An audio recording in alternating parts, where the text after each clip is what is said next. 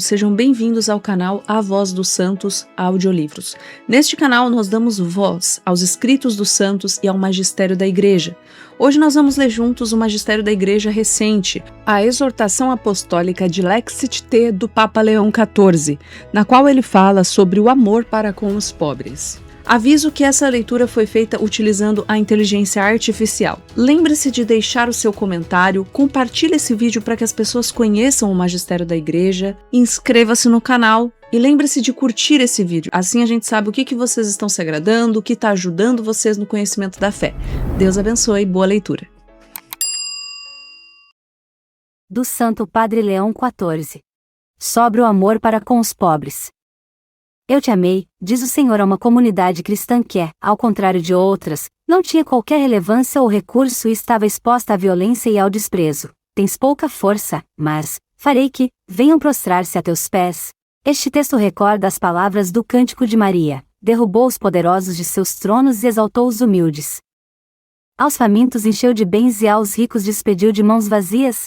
A declaração de amor do Apocalipse remete para o mistério insondável que foi aprofundado pelo Papa Francisco na encíclica de Lexit Nos sobre o amor humano e divino do coração de Jesus. Nela, admiramos o modo como Jesus se identifica com os últimos da sociedade e como, através do seu amor doado até ao fim, mostra a dignidade de cada ser humano, sobretudo quando é mais fraco, mísero e sofredor. Contemplar o amor de Cristo ajuda-nos a prestar mais atenção ao sofrimento e às necessidades dos outros, e torna-nos suficientemente fortes para participar na sua obra de libertação, como instrumentos de difusão do seu amor.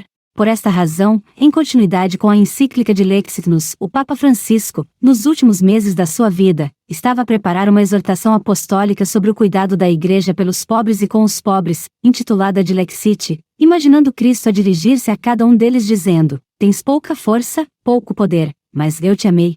Ao receber como herança este projeto, sinto-me feliz ao assumi-lo como meu, acrescentando algumas reflexões, e ao apresentá-lo no início do meu pontificado, partilhando o desejo do meu amado predecessor de que todos os cristãos possam perceber a forte ligação existente entre o amor de Cristo e o seu chamamento a tornarmos-nos próximos dos pobres. Na verdade, também eu considero necessário insistir neste caminho de santificação, porque num apelo a reconhecê-lo nos pobres e atribulados, revela-se o próprio coração de Cristo, os seus sentimentos e as suas opções mais profundas, com os quais se procura configurar todo santo. Capítulo e algumas palavras indispensáveis. Os discípulos de Jesus criticaram a mulher que derramou um perfume muito precioso sobre a sua cabeça, para que este desperdício, diziam eles, podia vender-se por bom preço e dar-se o dinheiro aos pobres. Mas o Senhor disse-lhes: pobres, sempre os tereis convosco, mas a mim nem sempre me tereis. Aquela mulher tinha compreendido que Jesus era o Messias humilde e sofredor sobre quem derramar o seu amor, que consola aquele unguento sobre a cabeça que, dali a poucos dias, seria atormentada pelos espinhos. Era um pequeno gesto, mas quem sofre sabe o quanto é grande mesmo um pequeno sinal de afeto e quanto alívio pode trazer. Jesus compreende isso e confirma a sua perenidade. Em qualquer parte do mundo onde este evangelho for anunciado, há de também narrar-se, em sua memória, o que ela acaba de fazer. A simplicidade daquele gesto revela algo grandioso. Nenhuma expressão de carinho, nem mesmo a menor delas, será esquecida, especialmente se dirigida a quem se encontra na dor, sozinho, necessitado, como estava o Senhor naquela hora.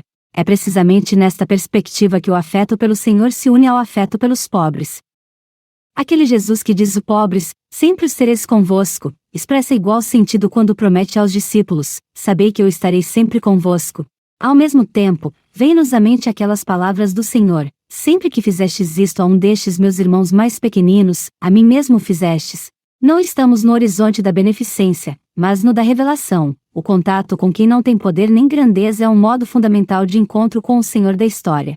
Nos pobres, ele ainda tem algo a dizer-nos. São Francisco.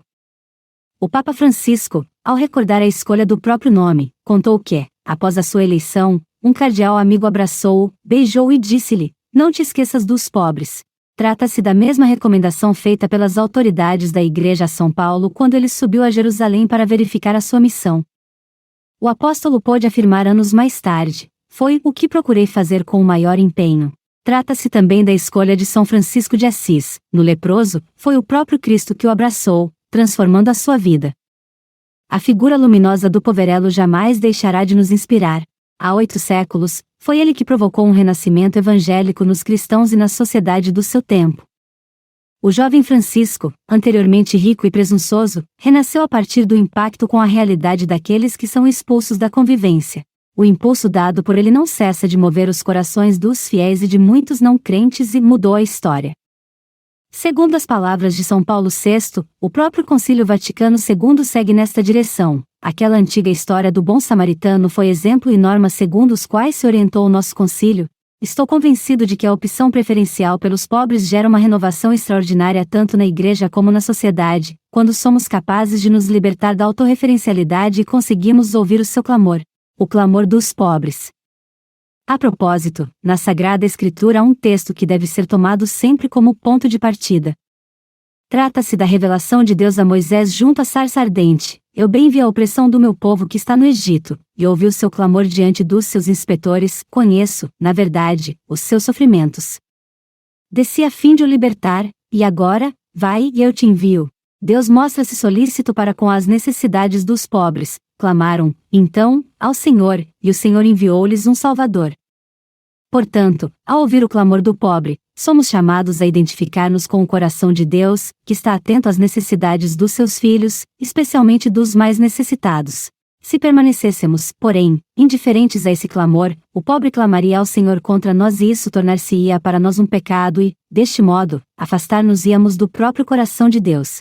A condição dos pobres representa um grito que, na história da humanidade, interpela constantemente a nossa vida, as nossas sociedades, os sistemas políticos e econômicos e, sobretudo, a Igreja. No rosto ferido dos pobres encontramos impresso o sofrimento dos inocentes e, portanto, o próprio sofrimento de Cristo. Ao mesmo tempo, deveríamos falar, e talvez de modo mais acertado, dos inúmeros rostos dos pobres e da pobreza, uma vez que se trata de um fenômeno multifacetado. Na verdade, existem muitas formas de pobreza: a daqueles que não têm meios de subsistência material, a pobreza de quem é marginalizado socialmente e não possui instrumentos para dar voz à sua dignidade e capacidades, a pobreza moral e espiritual, a pobreza cultural, aquela de quem se encontra em condições de fraqueza ou fragilidade, seja pessoal seja social, a pobreza de quem não tem direitos, nem lugar, nem liberdade. Neste sentido, pode dizer-se que o compromisso em favor dos pobres e pela erradicação das causas sociais e estruturais da pobreza, embora tenha adquirido importância nas últimas décadas, ainda continua insuficiente, até porque as sociedades em que vivemos privilegiam, com frequência, linhas políticas e padrões de vida marcados por numerosas desigualdades e, por isso, as antigas formas de pobreza que evidenciamos e se procuram combater, acrescentam-se outras novas, por vezes mais subtis e perigosas. Deste ponto de vista, é de louvar que as Nações Unidas tenham colocado a erradicação da pobreza como um dos objetivos do milênio. Ao compromisso concreto com os pobres ocorre associar também uma mudança de mentalidades que tem incidências culturais. Efetivamente, a ilusão de uma felicidade que deriva de uma vida confortável leva muitas pessoas a ter uma visão da existência centrada na acumulação de riquezas e no sucesso social a todo custo, a ser alcançado mesmo explorando os outros e aproveitando ideais sociais e sistemas político-econômicos injustos, favoráveis aos mais fortes. Assim, no mundo onde os pobres são cada vez mais numerosos, vemos paradoxalmente crescer algumas elites ricas, que vivem numa bolha de condições demasiado confortáveis e luxuosas, quase num mundo à parte em relação às pessoas comuns. Isso significa que persiste, por vezes bem disfarçada, uma cultura que descarta os outros sem sequer se aperceber, tolerando com indiferença que milhões de pessoas morram à fome ou sobrevivam em condições indignas do ser humano. Alguns anos atrás, a foto de uma criança de bruços, sem vida, numa praia do Mediterrâneo provocou grande choque e, infelizmente, à parte de alguma momentânea comoção, acontecimentos semelhantes estão a tornar-se cada vez mais irrelevantes, como se fossem notícias secundárias. Não devemos baixar a guarda diante da pobreza. Preocupam-nos, de modo particular, as graves condições em que vivem muitíssimas pessoas, devido à escassez de alimentos e água potável.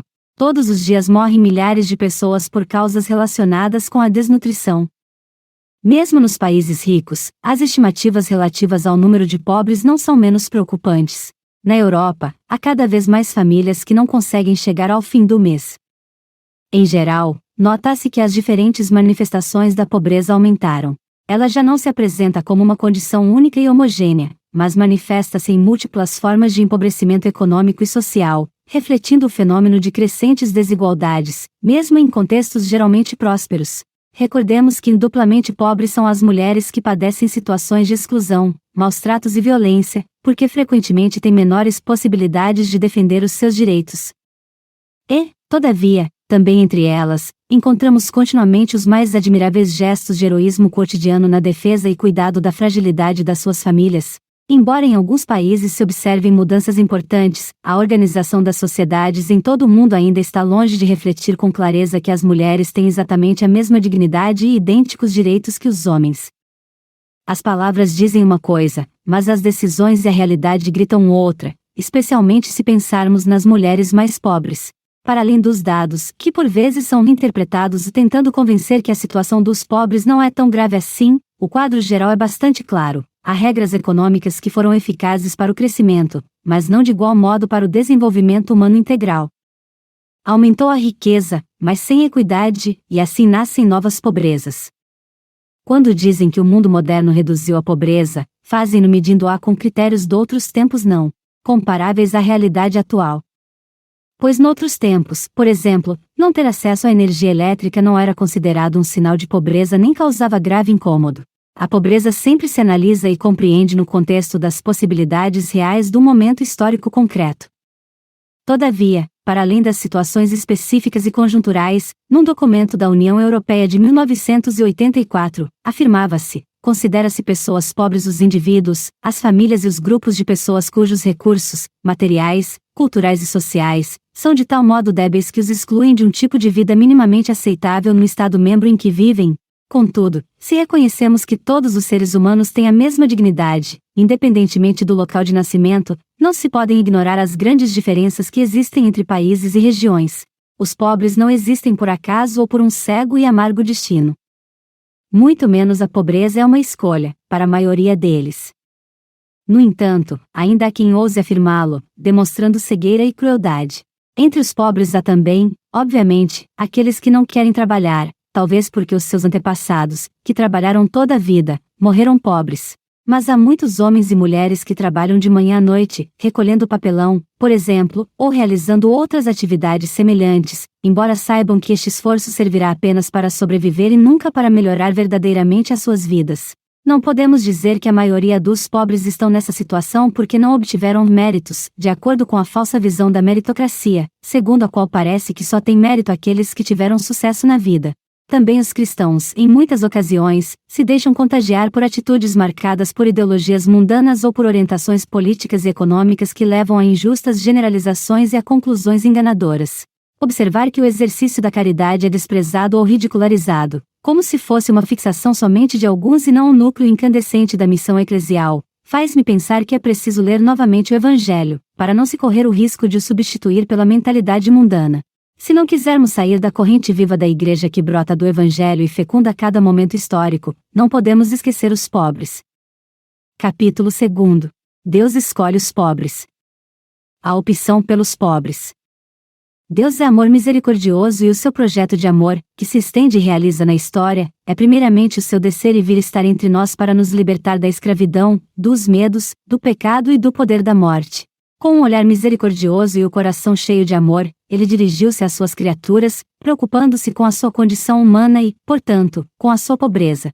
Precisamente para partilhar os limites e as fraquezas da nossa natureza humana, ele mesmo se fez pobre, nasceu segundo a carne como nós e reconhecemo-lo na pequenez de uma criança recostada numa manjedoura e na extrema humilhação da cruz, onde partilhou a nossa radical pobreza, que é a morte.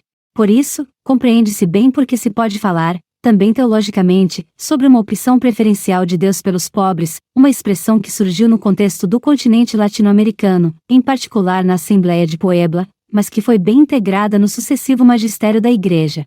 Esta preferência nunca diz respeito a um exclusivismo ou a uma discriminação em relação a outros grupos, que em Deus seria impossível. Ela pretende sublinhar o agir de Deus que, por compaixão, se dirige à pobreza e à fraqueza da humanidade inteira e que, querendo inaugurar um reino de justiça, fraternidade e solidariedade, tem particularmente a peito aqueles que são discriminados e oprimidos, pedindo-nos também a nós, sua Igreja, uma decidida e radical posição em favor dos mais fracos.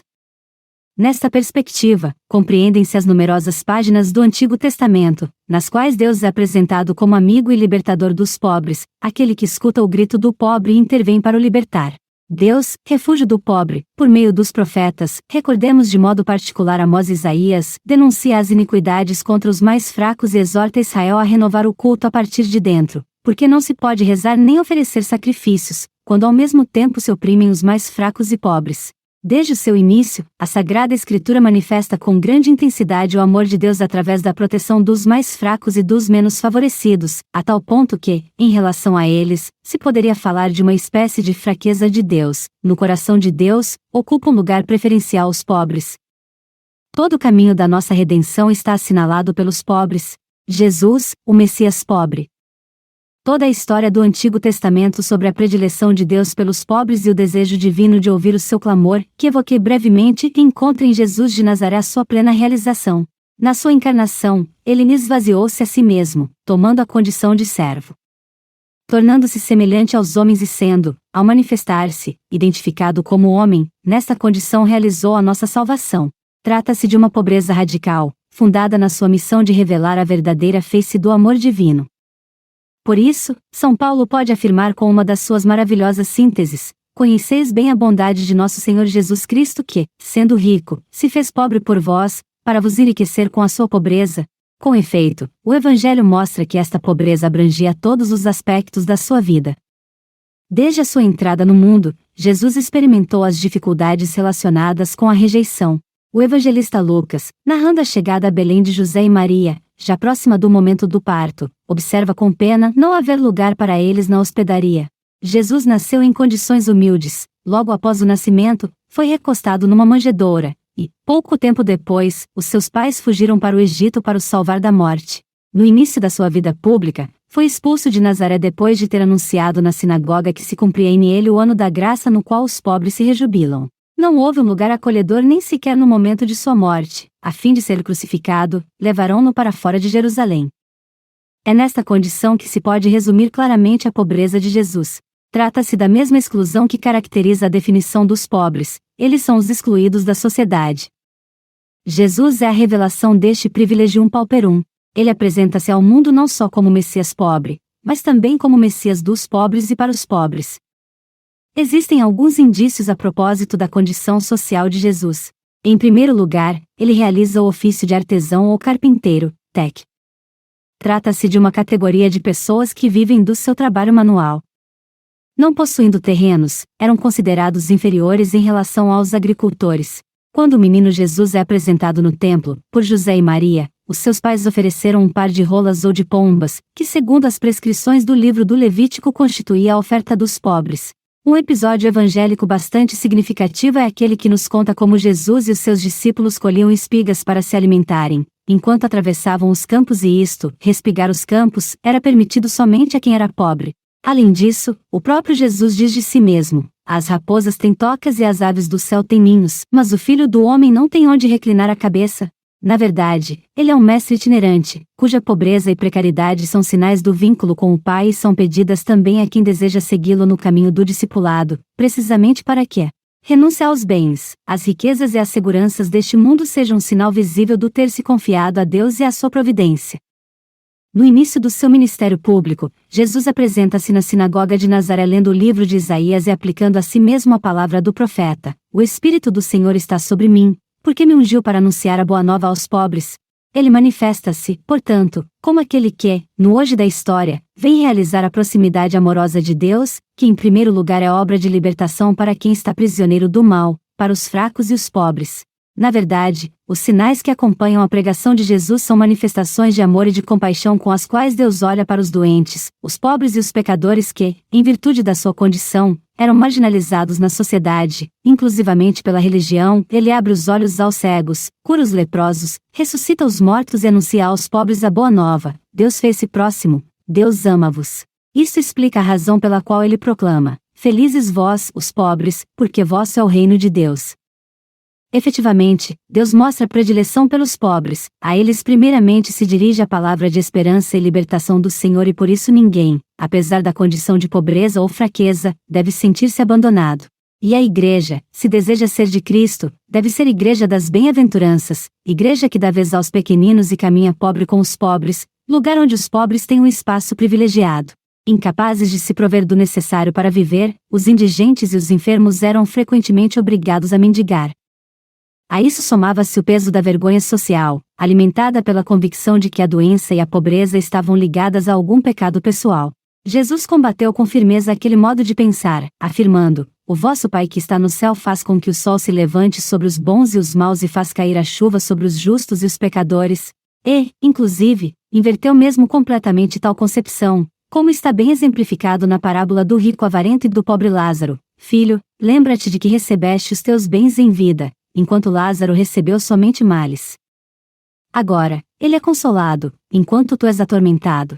Compreende-se, então, que deriva da nossa fé em Cristo, que se fez pobre e sempre se aproximou dos pobres e marginalizados, a preocupação pelo desenvolvimento integral dos mais abandonados da sociedade. Muitas vezes pergunto-me, quando há tanta clareza nas Sagradas Escrituras a respeito dos pobres, por que razão muitos continuam a pensar que podem deixar de prestar atenção aos pobres?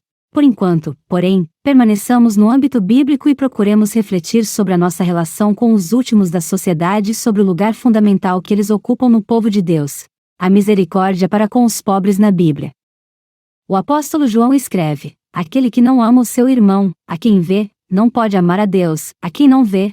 Do mesmo modo, na sua resposta ao doutor da lei, Jesus retoma 2 antigos mandamentos: amarás o Senhor, teu Deus, com todo o teu coração, com toda a tua alma e com todas as tuas forças, e amarás o teu próximo como a ti mesmo, unindo-os num único mandamento. O evangelista Marcos reproduz a resposta de Jesus nestes termos. O primeiro é: escuta, Israel.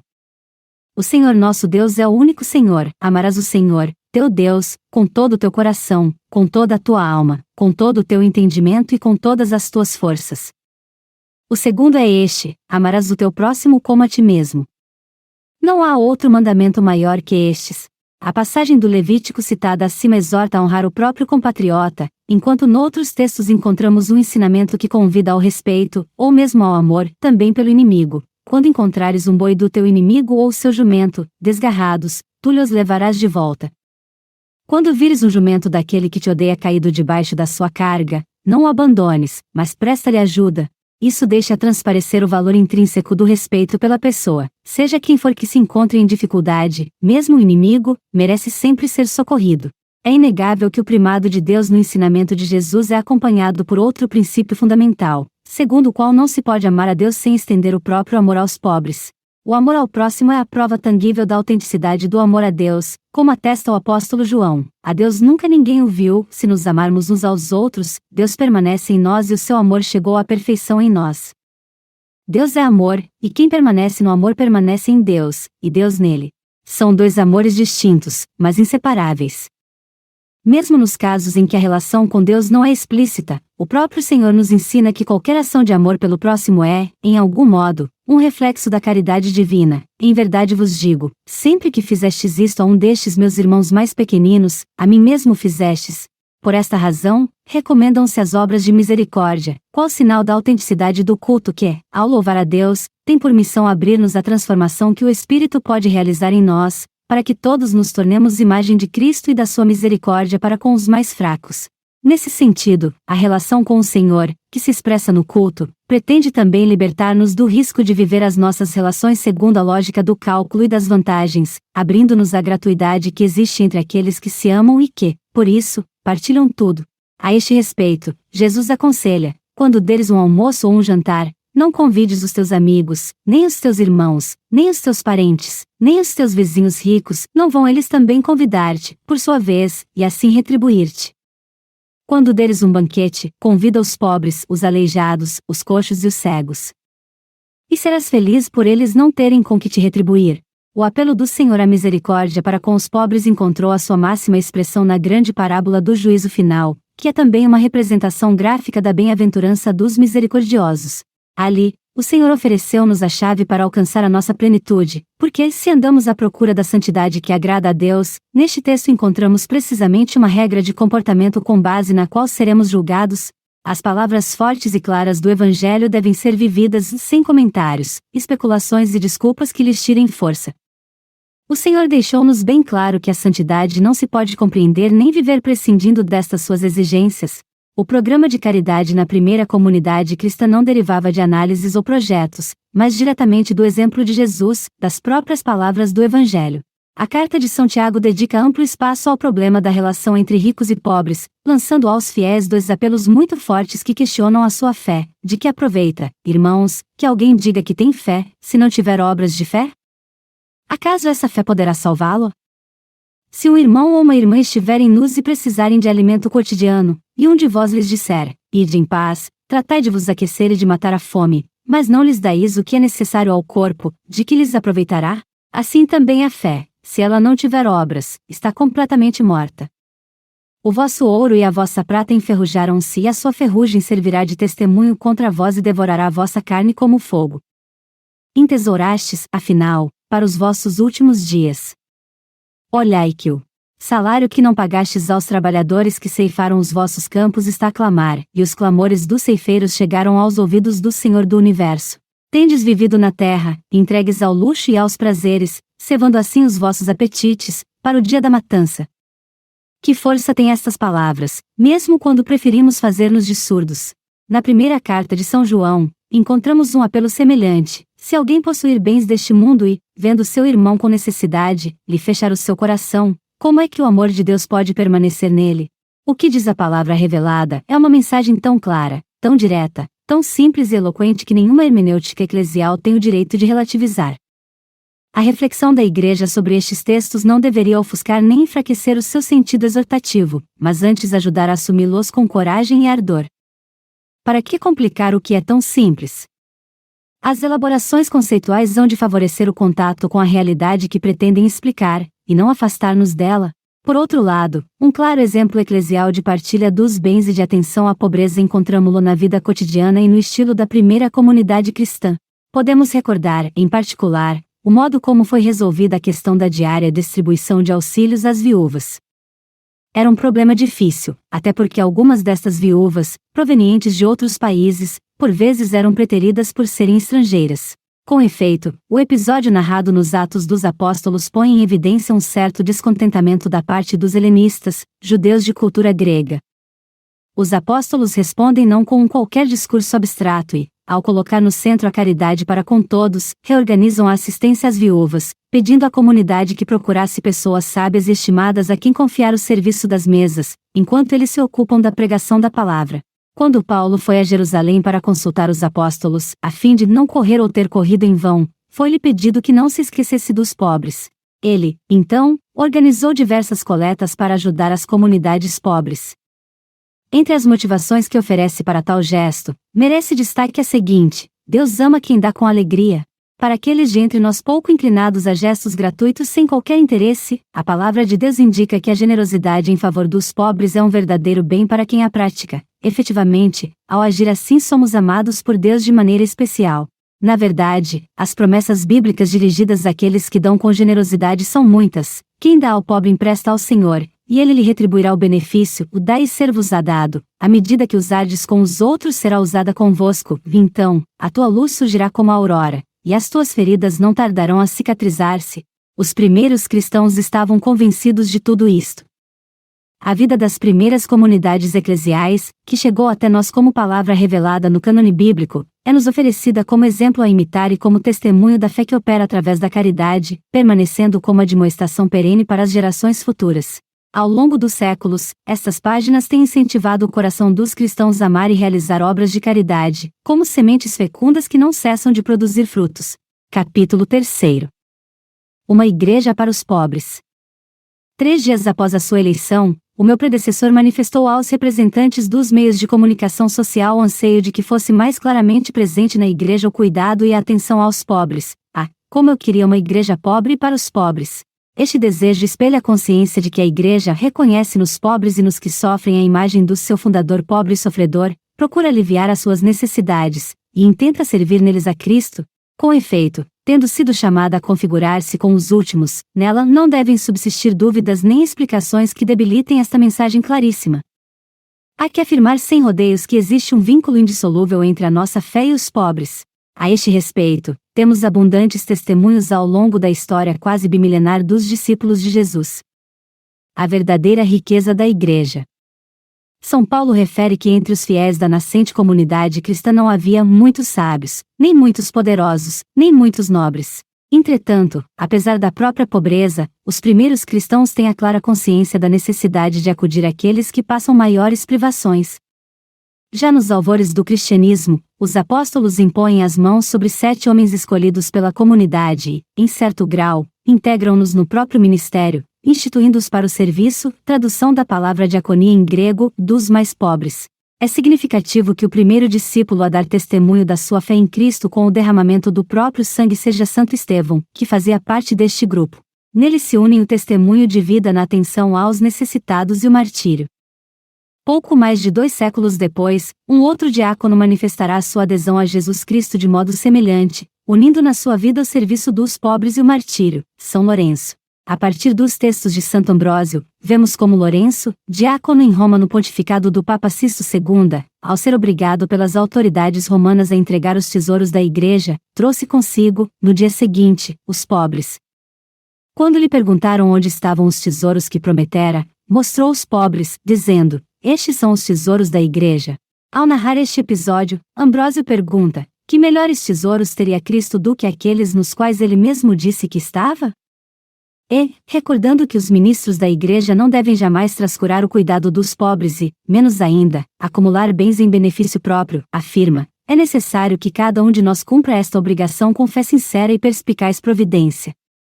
Sem dúvida, se alguém desvia alguma coisa para utilidade própria, isto é crime, mas, se o dá aos pobres, se resgata o cativo, isto é misericórdia.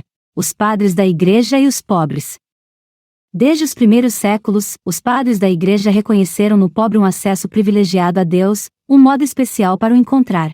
A caridade para com os necessitados não era compreendida como simples virtude moral, mas como expressão concreta da fé no Verbo encarnado. A comunidade dos fiéis, sustentada pela força do Espírito Santo, encontra-se enraizada na proximidade aos pobres, que nela não são um apêndice, mas parte essencial do seu corpo vivo. Santo Inácio de Antioquia, por exemplo, estando a caminho do próprio martírio, exortava os fiéis da comunidade de Esmirna a não descuidar o dever da caridade para com os mais necessitados, alertando-os a não proceder como os que se opunham a Deus. Considerai aqueles que têm opinião diferente sobre a graça de Jesus Cristo, que veio até nós, como eles se opõem ao pensamento de Deus. Não se preocupam com o amor, nem com a viúva, nem com o órfão, nem com o oprimido, nem com o prisioneiro ou liberto, nem com o faminto ou sedento. O bispo de Esmirna, Policarpo, recomendava precisamente aos ministros da Igreja o cuidado dos pobres. Os presbíteros também sejam compassivos, misericordiosos para com todos. Tragam de volta os desgarrados, visitem todos os doentes, não descuidem a viúva, o órfão e o pobre, mas sejam sempre solícitos no bem diante de Deus e dos homens. A partir destes 2 testemunhos, constatamos que a Igreja aparece como mãe dos pobres, lugar de acolhimento e justiça. São Justino, por sua vez, na sua primeira apologia, dirigida ao imperador Adriano, ao Senado e ao povo romano, explicava-lhes que os cristãos levavam aos necessitados tudo o que podiam, porque viam neles irmãos em Cristo.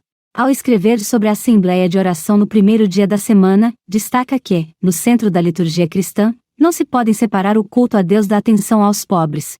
Com efeito, num determinado momento da celebração, os que possuem alguma coisa e queiram, cada um conforme a sua livre vontade, dão o que bem lhes parece, e o que foi recolhido se entrega ao presidente. Ele o distribui a órfãos e viúvas, aos que por enfermidade ou outra causa estão necessitados, aos que estão nas prisões, aos forasteiros de passagem. Numa palavra, ele se torna o provisor de todos os que se encontram indigentes. Assim, testemunha-se que a Igreja nascente não separava o crer do agir social. A fé que não vinha acompanhada do testemunho das obras, como tinha ensinado São Tiago, era considerada morta. São João Crisóstomo. Entre os padres orientais, talvez o mais ardoroso pregador da justiça social seja São João Crisóstomo, arcebispo de Constantinopla na passagem do século IV ao século V. Nas suas homilias, exorta os fiéis a reconhecer Cristo nos necessitados. Queres honrar o corpo de Cristo? Não permitas que seja desprezado nos seus membros, isto é, nos pobres que não têm que vestir, nem o honres aqui no templo com vestes de seda, enquanto lá fora o abandonas ao frio e à nudez. No templo o corpo de Cristo não precisa de mantos, mas de almas puras, mas na pessoa dos pobres, ele precisa de todo o nosso cuidado. Aprendamos, portanto, a refletir e a honrar a Cristo como Ele quer. Quando pretendemos honrar alguém, devemos prestar-lhe a honra que Ele prefere e não a que mais nos agrada. Assim deves também tu prestar-lhe aquela honra que Ele mesmo ordenou, distribuindo pelos pobres as tuas riquezas. Deus não precisa de vasos de ouro, mas de almas de ouro, afirmando com clareza meridiana que, se os fiéis não encontram Cristo nos pobres à sua porta, tampouco serão capazes de prestar-lhe culto no altar. Prossegue, de que serviria, afinal, adornar a mesa de Cristo com vasos de ouro, se ele morre de fome na pessoa dos pobres? Primeiro dá de comer a quem tem fome, e depois ornamenta a sua mesa com o que sobra. Entendi a Eucaristia, portanto, também como uma expressão sacramental da caridade e da justiça que a precediam, a acompanhavam e deveriam dar continuidade a ela no amor e na atenção aos pobres. Sendo assim, a caridade não é uma via opcional, mas o critério do verdadeiro culto. Crisóstomo denunciava com veemência o luxo exacerbado, que convivia com a indiferença em relação aos pobres. A atenção que lhes é devida, mais do que mera exigência social, é condição de salvação, o que atribui à riqueza injusta um peso de condenação. Faz muito frio e o pobre jaz em farrapos, moribundo e enregelado, rangendo os dentes, com aspecto e veste que te deviam comover. Tu, contudo, aquecido e ébrio passas adiante. E como queres que Deus te livre da infelicidade? Muitas vezes há um cadáver insensível, que já não percebe a honra, ornas com muitas vestes variegadas e douradas. Todavia desprezas aquele que sente dor, é dilacerado, torturado, atormentado pela fome e o frio, e dás mais valor à vanglória que ao temor de Deus. Este profundo senso de justiça social leva-o a afirmar que não dar aos pobres é roubá-los, é defraudar a vida deles, pois a eles pertence o que possuímos. Santo Agostinho. Agostinho teve como seu mestre espiritual Santo Ambrósio, que insistia na exigência ética de partilhar os bens. Não é de tua propriedade aquilo que dás ao pobre, é dele. Porque tu te apropriaste do que foi dado para uso comum. Para o bispo de Milão, a esmola é justiça restabelecida, não um gesto paternalista. Nas suas pregações, a misericórdia assume um caráter profético, ela denuncia as estruturas de acúmulo e reafirma a comunhão como vocação eclesial. Formado nesta tradição, o santo bispo de Hipona ensinou por sua vez o amor preferencial pelos pobres. Pastor vigilante e teólogo de rara clarividência, ele compreendeu que a verdadeira comunhão eclesial se expressa também na comunhão dos bens. No seu comentário aos Salmos, recorda que os verdadeiros cristãos não deixam de lado o amor aos mais necessitados. Atendeis os vossos irmãos, se precisam de alguma coisa, dai-lhes, se Cristo está em vós, até aos estranhos. Esta partilha dos bens brota, portanto, da caridade teologal e tem como fim último o amor a Cristo. Para Agostinho, o pobre não é apenas alguém a quem se presta auxílio, mas é presença sacramental do Senhor. O doutor da graça via no cuidado aos pobres uma prova concreta da sinceridade da fé. Aquele que diz amar a Deus e não se compadece dos necessitados, mente. Comentando o encontro de Jesus com o jovem rico, e o tesouro no céu que está reservado a quem dá os seus bens aos pobres, Agostinho coloca na boca do Senhor as seguintes palavras: recebi terra e darei o céu. Recebi coisas temporais e darei em troca bens eternos. Recebi pão, darei a vida. Recebi hospedagem e darei uma casa. Fui visitado na doença e darei a saúde. Fui visitado na prisão e darei a liberdade. O pão que foi dado aos meus pobres foi consumido, o pão que eu darei restaura as forças, sem nunca acabar. O Altíssimo não se deixa vencer em generosidade por aqueles que o servem nos mais necessitados. Quanto maior o amor aos pobres, maior a recompensa da parte de Deus. Este olhar cristocêntrico e profundamente eclesial leva a sustentar que as ofertas, quando nascidas do amor, não aliviam apenas a necessidade do irmão, mas purificam também o coração de quem as dá e está disposto a uma mudança. As esmolas, com efeito, podem servir-te para resgatar os pecados da vida passada. Se mudares de vida, elas são, por assim dizer, o caminho ordinário da conversão de quem deseja seguir a Cristo com coração indiviso. Numa igreja que reconhece nos pobres o rosto de Cristo e nos bens o instrumento da caridade, o pensamento agostiniano permanece uma luz segura. Hoje, a fidelidade aos ensinamentos de Agostinho exige não só o estudo de suas obras, mas a predisposição para viver com radicalidade o seu apelo à conversão que inclui necessariamente o serviço da caridade. Muitos outros padres da Igreja, do Oriente e do Ocidente, se pronunciaram sobre a primazia da atenção aos pobres na vida e missão de cada fiel cristão. Sob este aspecto, em resumo, pode afirmar-se que a teologia patrística foi prática, apontando para uma igreja pobre e para os pobres, recordando que o evangelho só é bem anunciado quando leva a tocar a carne dos últimos, e alertando que o rigor doutrinal sem misericórdia é palavra vazia. Cuidar dos enfermos. A compaixão cristã manifestou-se de modo peculiar no cuidado com os doentes e sofredores. A partir dos sinais presentes no ministério público de Jesus, que curava cegos, leprosos, paralíticos, a Igreja entende ser parte importante da sua missão o cuidado dos enfermos, nos quais com facilidade reconhece o Senhor crucificado. São Cipriano, durante uma peste na cidade de Cartago, onde era bispo, recordava aos cristãos a importância do cuidado com os doentes. Esta epidemia, que parece tão horrível e funesta, põe à prova a justiça de cada um e experimenta o espírito dos homens, verificando se os sãos servem aos enfermos, se os parentes se amam sinceramente, se os senhores têm piedade dos servos enfermos, se os médicos não abandonam os doentes que imploram. A tradição cristã de visitar os doentes, de lavar as suas feridas, de confortar os aflitos não se resume a uma mera obra de filantropia, mas é a ação eclesial através da qual, nos enfermos, os membros da Igreja tocam a carne sofredora de Cristo. No século XVI, São João de Deus, ao fundar a ordem hospitalar que leva o seu nome, criou hospitais modelo que acolhiam a todos, independentemente da sua condição social ou econômica. A sua famosa expressão, fazei o bem, irmãos, tornou-se lema da caridade ativa com os doentes. Contemporaneamente, São Camilo de Leles fundou a Ordem dos Ministros dos Enfermos, os Camilianos, assumindo como missão servir os doentes com dedicação total. A sua regra ordena: cada qual peça a Deus que lhe dê um afeto materno para com o próximo, a fim de podermos servi-lo com todo o amor, tanto na alma quanto no corpo, pois, com a graça de Deus, desejamos servir todos os doentes com o mesmo carinho que uma extremosa mãe dedica ao seu filho doente. Em hospitais, campos de batalha, prisões e ruas, os camilianos encarnaram a misericórdia de Cristo médico. Cuidando dos doentes com carinho maternal, como uma mãe cuida de seu filho, muitas mulheres consagradas desempenharam um papel ainda mais disseminado no cuidado sanitário dos pobres. As Filhas da Caridade de São Vicente de Paulo, as Irmãs Hospitaleiras, as Pequenas Servas da Divina Providência e tantas outras congregações femininas tornaram-se presença materna e discreta em hospitais, asilos e casas de saúde. Levaram remédio, escuta, presença e, sobretudo, ternura. Construíram, muitas vezes com as próprias mãos, estruturas sanitárias em zonas sem qualquer assistência médica. Ensinavam higiene, cuidavam dos partos, medicavam com sabedoria natural e fé profunda. As suas casas tornavam-se oásis de dignidade onde ninguém era excluído. O toque da compaixão era o primeiro remédio. Santa Luísa de Marillac escrevia às suas irmãs, Filhas da Caridade, recordando-as que haviam recebido uma especial bênção de Deus para servir aos pobres enfermos nos hospitais.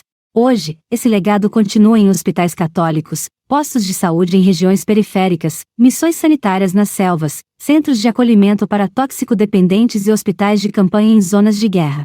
A presença cristã junto aos doentes revela que a salvação não é ideia abstrata, mas gesto concreto. No gesto de limpar uma ferida, a Igreja proclama que o reino de Deus começa entre os mais vulneráveis. E ao fazer isso, permanece fiel àquele que disse: adoeci e visitastes-me. Quando a Igreja se ajoelha diante de um leproso, criança desnutrida ou moribundo anônimo, ela realiza a sua vocação mais profunda, amar o Senhor onde ele está mais desfigurado. O cuidado com os pobres na vida monástica. A vida monástica, nascida no silêncio dos desertos, foi desde o início um testemunho de solidariedade. Os monges deixavam tudo, riqueza, prestígio, família, não só por desprezar as riquezas do mundo, contemptus mundi, mas para encontrar, neste despojamento radical, o Cristo pobre. São Basílio Magno, na sua regra, não via contradição entre a vida de oração e recolhimento dos monges e a ação em favor dos pobres. Para ele, a hospitalidade e o cuidado com os necessitados eram parte integrante da espiritualidade monástica, e os monges, mesmo depois de terem deixado tudo para abraçar a pobreza, deveriam ajudar os mais pobres com o seu trabalho, pois para se ter com que socorrer aos necessitados, evidencia-se que devemos trabalhar com diligência. Este modo de viver é proveitoso não só para subjugar o corpo, mas ainda por causa da caridade para com o próximo, a fim de que, por nosso intermédio, Deus forneça o bastante aos irmãos mais fracos. Construiu em Cesareia, onde era bispo, um lugar conhecido como Basilíades, que incluía alojamentos, hospitais e escolas para os pobres e doentes. O monge, portanto, não era apenas um asceta, mas um servidor. Basílio demonstrava assim que para estar perto de Deus é preciso estar próximo dos pobres. O amor concreto era critério de santidade. Orar e cuidar, contemplar e curar, escrever e acolher, tudo era expressão do mesmo amor a Cristo. No Ocidente, São Bento de Núrcia elaborou uma regra que se tornaria a espinha dorsal da espiritualidade monástica europeia. Nela, o acolhimento dos pobres e dos peregrinos ocupa lugar de honra. Mostre-se principalmente um cuidado solícito na recepção dos pobres e peregrinos, porque sobretudo na pessoa desses, Cristo é recebido.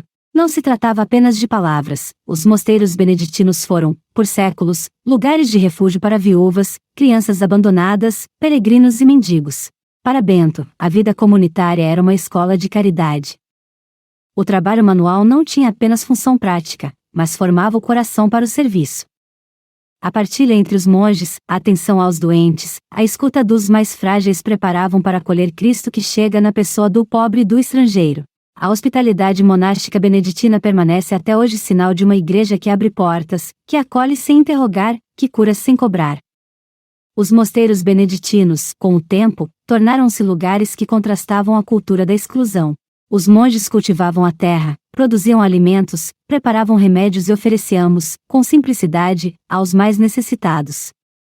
O seu trabalho silencioso foi fermento de uma nova civilização, onde os pobres não eram um problema a resolver, mas irmãos e irmãs a acolher. A regra da partilha, do trabalho comum e da assistência aos vulneráveis estruturava uma economia solidária, em contraste com a lógica da acumulação. O testemunho dos monges mostrava que a pobreza voluntária, longe de ser miséria, é caminho de liberdade e comunhão. Eles não apenas ajudavam os pobres, tornavam-se próximos deles, irmãos no mesmo Senhor. Nas celas e nos claustros, formava-se uma mística da presença de Deus nos pequenos. Além da assistência material, os mosteiros desempenharam um papel fundamental na formação cultural e espiritual dos mais humildes. Em tempos de peste, guerra e fome, eram lugares onde o necessitado encontrava pão e remédio, mas também dignidade e palavra. Era ali que os órfãos eram educados, os aprendizes recebiam formação, e os camponeses eram instruídos em técnicas de agricultura e leitura. O saber era partilhado como dom e responsabilidade. O abade era ao mesmo tempo mestre e pai, e a escola monástica lugar de libertação pela verdade. Pois, como escreve João Cassiano, o monge deve caracterizar-se pela humildade de coração, que conduz não à ciência que incha, mas àquela que ilumina por meio da plenitude da caridade. Ao formar consciências e transmitir sabedoria, os monges contribuíram para uma pedagogia cristã da inclusão. A cultura, marcada pela fé, era partilhada com simplicidade. O saber, quando iluminado pela caridade, torna-se serviço. Assim, a vida monástica revelava-se estilo de santidade e forma concreta de transformação da sociedade. A tradição monástica ensina, portanto, que oração e caridade, silêncio e serviço, celas e hospitais, formam um único tecido espiritual. O mosteiro é lugar de escuta e de ação, de adoração e de partilha. São Bernardo de Claraval, grande reformador do Cister, recordou com decisão a necessidade de uma vida sóbria e comedida, tanto à mesa como no vestuário e nos edifícios monásticos, recomendando o sustento e a atenção aos pobres. Para ele, a compaixão não era uma escolha acessória, mas a estrada real do seguimento de Cristo. A vida monástica, portanto, quando fiel à sua vocação original, mostra que a Igreja só será plenamente esposa do Senhor quando for também irmã dos pobres. O claustro não é apenas refúgio do mundo, mas escola na qual se aprende a servi-lo melhor.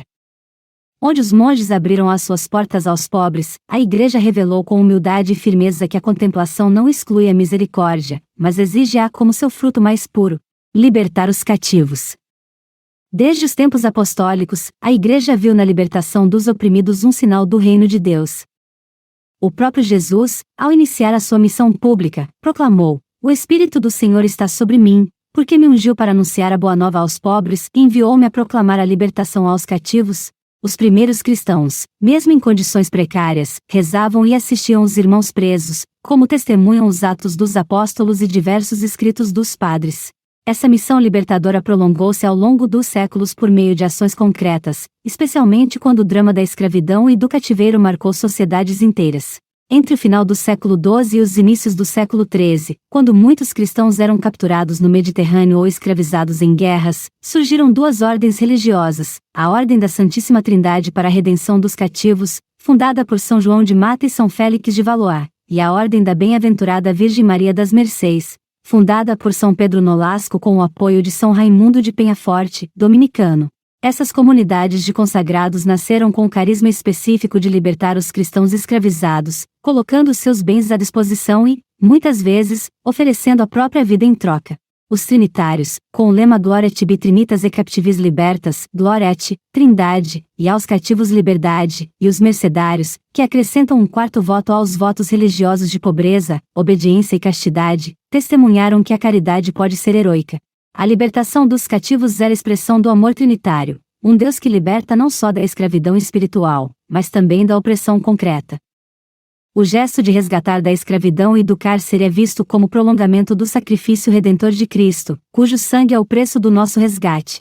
A espiritualidade original destas ordens estava profundamente enraizada na contemplação da cruz. Cristo é por excelência o redentor dos cativos, e a Igreja, seu corpo, prolonga esse mistério no tempo. Os religiosos não viam no resgate uma ação política ou econômica, mas um ato quase litúrgico, a oferenda sacramental de si mesmos. Muitos entregaram os seus próprios corpos para substituir prisioneiros, cumprindo literalmente o mandamento: ninguém tem mais amor do que quem dá a vida pelos seus amigos. A tradição destas ordens não cessou. Pelo contrário, inspirou novas formas de ação diante das escravidões modernas, o tráfico de pessoas, o trabalho forçado, a exploração sexual, as diversas formas de dependência. A caridade cristã, quando encarnada, torna-se libertadora. E a missão da Igreja, quando fiel ao seu Senhor, é sempre proclamar a libertação. Ainda em nossos dias, nos quais milhões de pessoas, crianças, homens e mulheres de todas as idades, são privadas da liberdade e constrangidas a viver em condições semelhantes às da escravatura, esta herança é continuada por estas ordens e por outras instituições e congregações que atuam em periferias urbanas, zonas de conflito e corredores de migração. Quando a Igreja se inclina para quebrar as novas correntes que prendem os pobres, ela torna-se sinal da Páscoa. Não se pode concluir esta reflexão sobre os privados de liberdade sem fazer menção aos encarcerados nos diversos centros penitenciários e de detenção.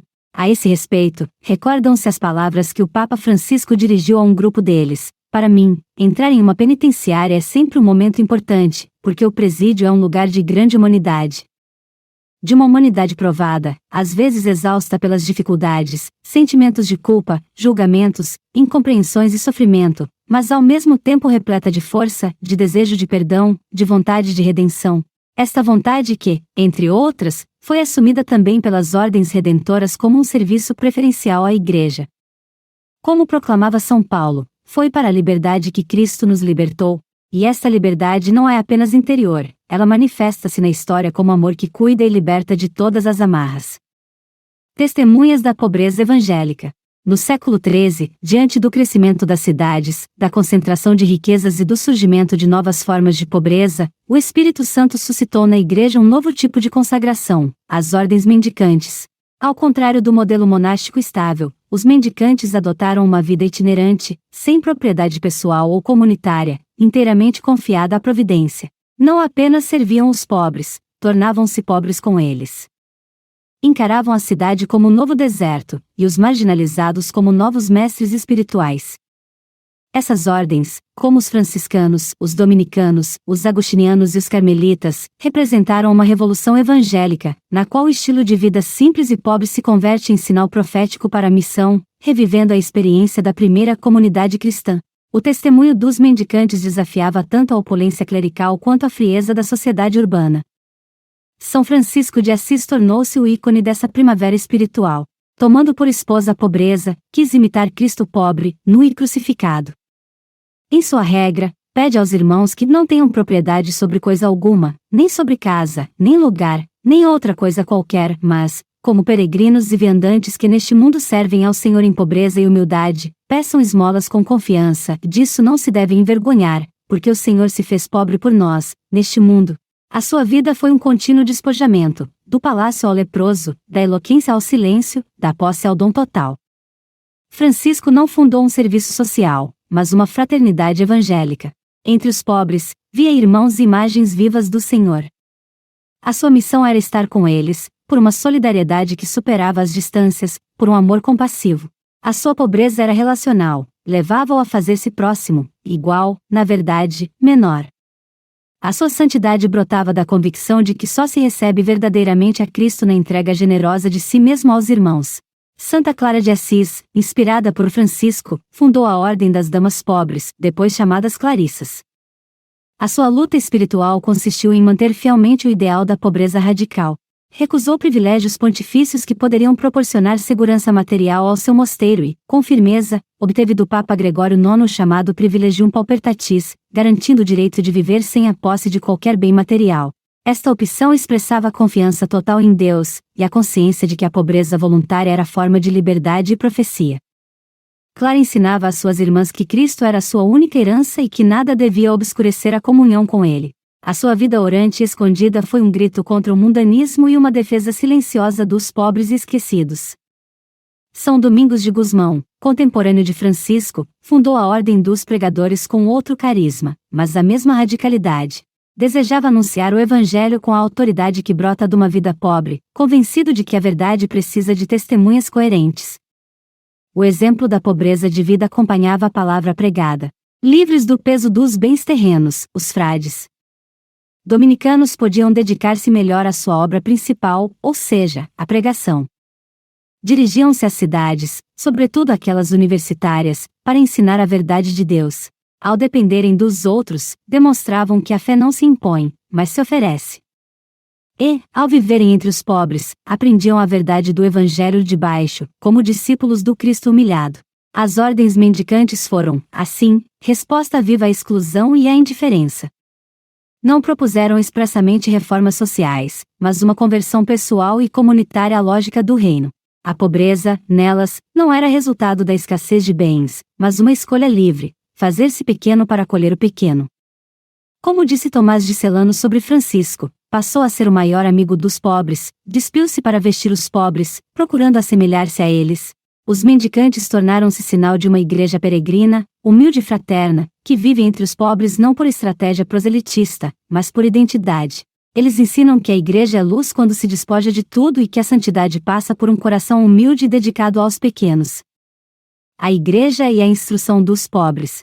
Dirigindo-se a alguns educadores, o Papa Francisco recordava que a educação sempre foi uma das expressões mais altas da caridade cristã. A vossa é uma missão cheia de obstáculos, mas também de alegrias. Uma missão de amor, porque não se pode ensinar sem amar. Neste sentido, desde os primeiros tempos, os cristãos compreenderam que o saber liberta, dignifica e aproxima da verdade. Ensinar os pobres era, para a Igreja, um ato de justiça e fé.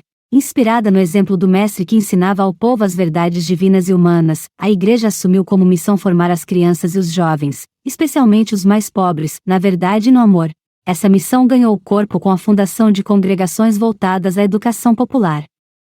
No final do século XVI, São José de Calazans, impressionado pela falta de instrução e formação dos jovens pobres da cidade de Roma, deu vida à primeira escola pública popular e gratuita da Europa, em algumas salas contíguas à igreja de Santa Doroteia, no bairro Trastevere. Era a semente da qual nasceria e se desenvolveria, não sem dificuldades, a Ordem dos Clérigos Regulares Pobres da Madre de Deus das Escolas Pias, cujos membros são mais conhecidos como Padres Escolápios, com o objetivo de transmitir aos jovens, além da ciência profana, também a sabedoria do Evangelho, ensinando-lhes a captar, nas vicissitudes pessoais e na história, a ação amorosa de Deus Criador e Redentor. Com efeito, podemos considerar este corajoso sacerdote como o verdadeiro fundador da moderna escola católica, que visa a formação integral do homem e está aberta a todos. Animado pela mesma sensibilidade, no século XVII, São João Batista de La Salle, percebendo a injustiça causada pela exclusão dos filhos dos operários e camponeses do sistema educacional da França do seu tempo, fundou os Irmãos das Escolas Cristãs, com o ideal de lhes oferecer ensino gratuito, formação sólida e ambiente fraterno. La Salle via na sala de aula um espaço de promoção humana, mas também de conversão. Os seus colégios uniam oração, método, disciplina e partilha. Cada criança era considerada um dom único de Deus, e o ato de ensinar, um serviço ao reino de Deus. Já no século XIX, também na França, São Marcelino Champagnat funda o Instituto dos Irmãos Maristas das Escolas, sensível às necessidades espirituais e educativas da sua época, sobretudo à ignorância religiosa e às situações de abandono vividas em particular pela juventude, dedicando-se com todo o afinco, Num período em que o acesso à educação continuava a ser um privilégio de poucos, a missão de educar e evangelizar crianças e jovens, especialmente os mais necessitados. Com o mesmo espírito, na Itália, São João Bosco iniciou a grande obra salesiana, fundamentada sobre os 3 princípios do método preventivo: razão, religião e amabilidade, e o Beato Antônio Rosmini fundou o Instituto da Caridade, no qual a caridade intelectual, junto à material e tendo como ápice a espiritual pastoral, era apresentada como dimensão indispensável para qualquer ação caritativa que buscasse o bem e o desenvolvimento integral da pessoa. Muitas congregações femininas também foram protagonistas dessa revolução pedagógica.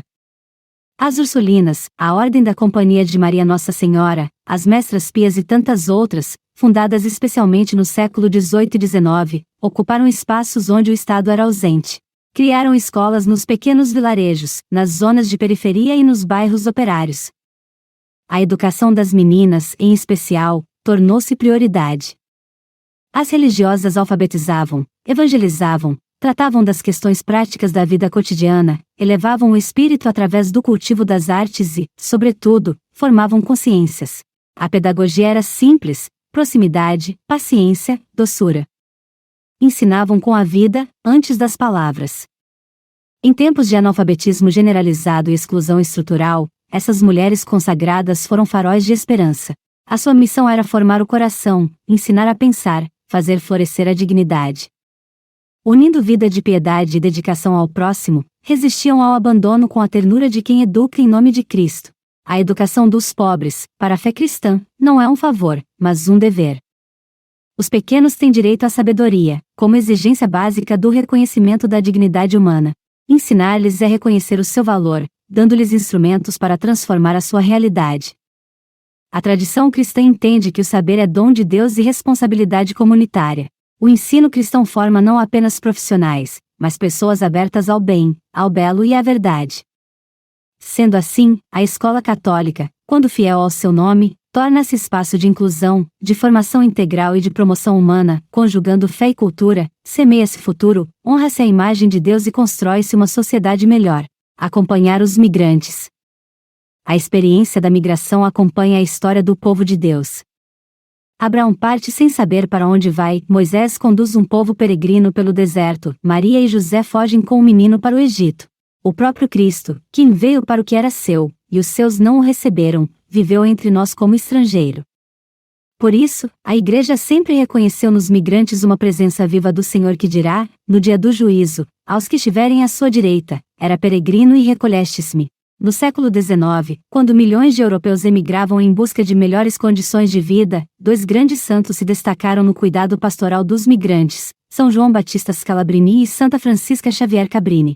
Scalabrini, bispo de Piacenza, fundou os missionários de São Carlos para acompanhar os migrantes nas suas comunidades de destino, oferecendo-lhes assistência espiritual, jurídica e material. Nos migrantes viu destinatários de uma nova evangelização, alertando para os riscos da exploração e da perda da fé em terra estrangeira. Correspondendo com generosidade ao carisma que o Senhor lhe tinha concedido, Scalabrini olhava mais além, olhava lá para diante, para um mundo e uma igreja sem barreiras, sem estrangeiros. Santa Francisca Cabrini, nascida na Itália e naturalizada estadunidense, tornou-se a primeira cidadã dos Estados Unidos a ser canonizada.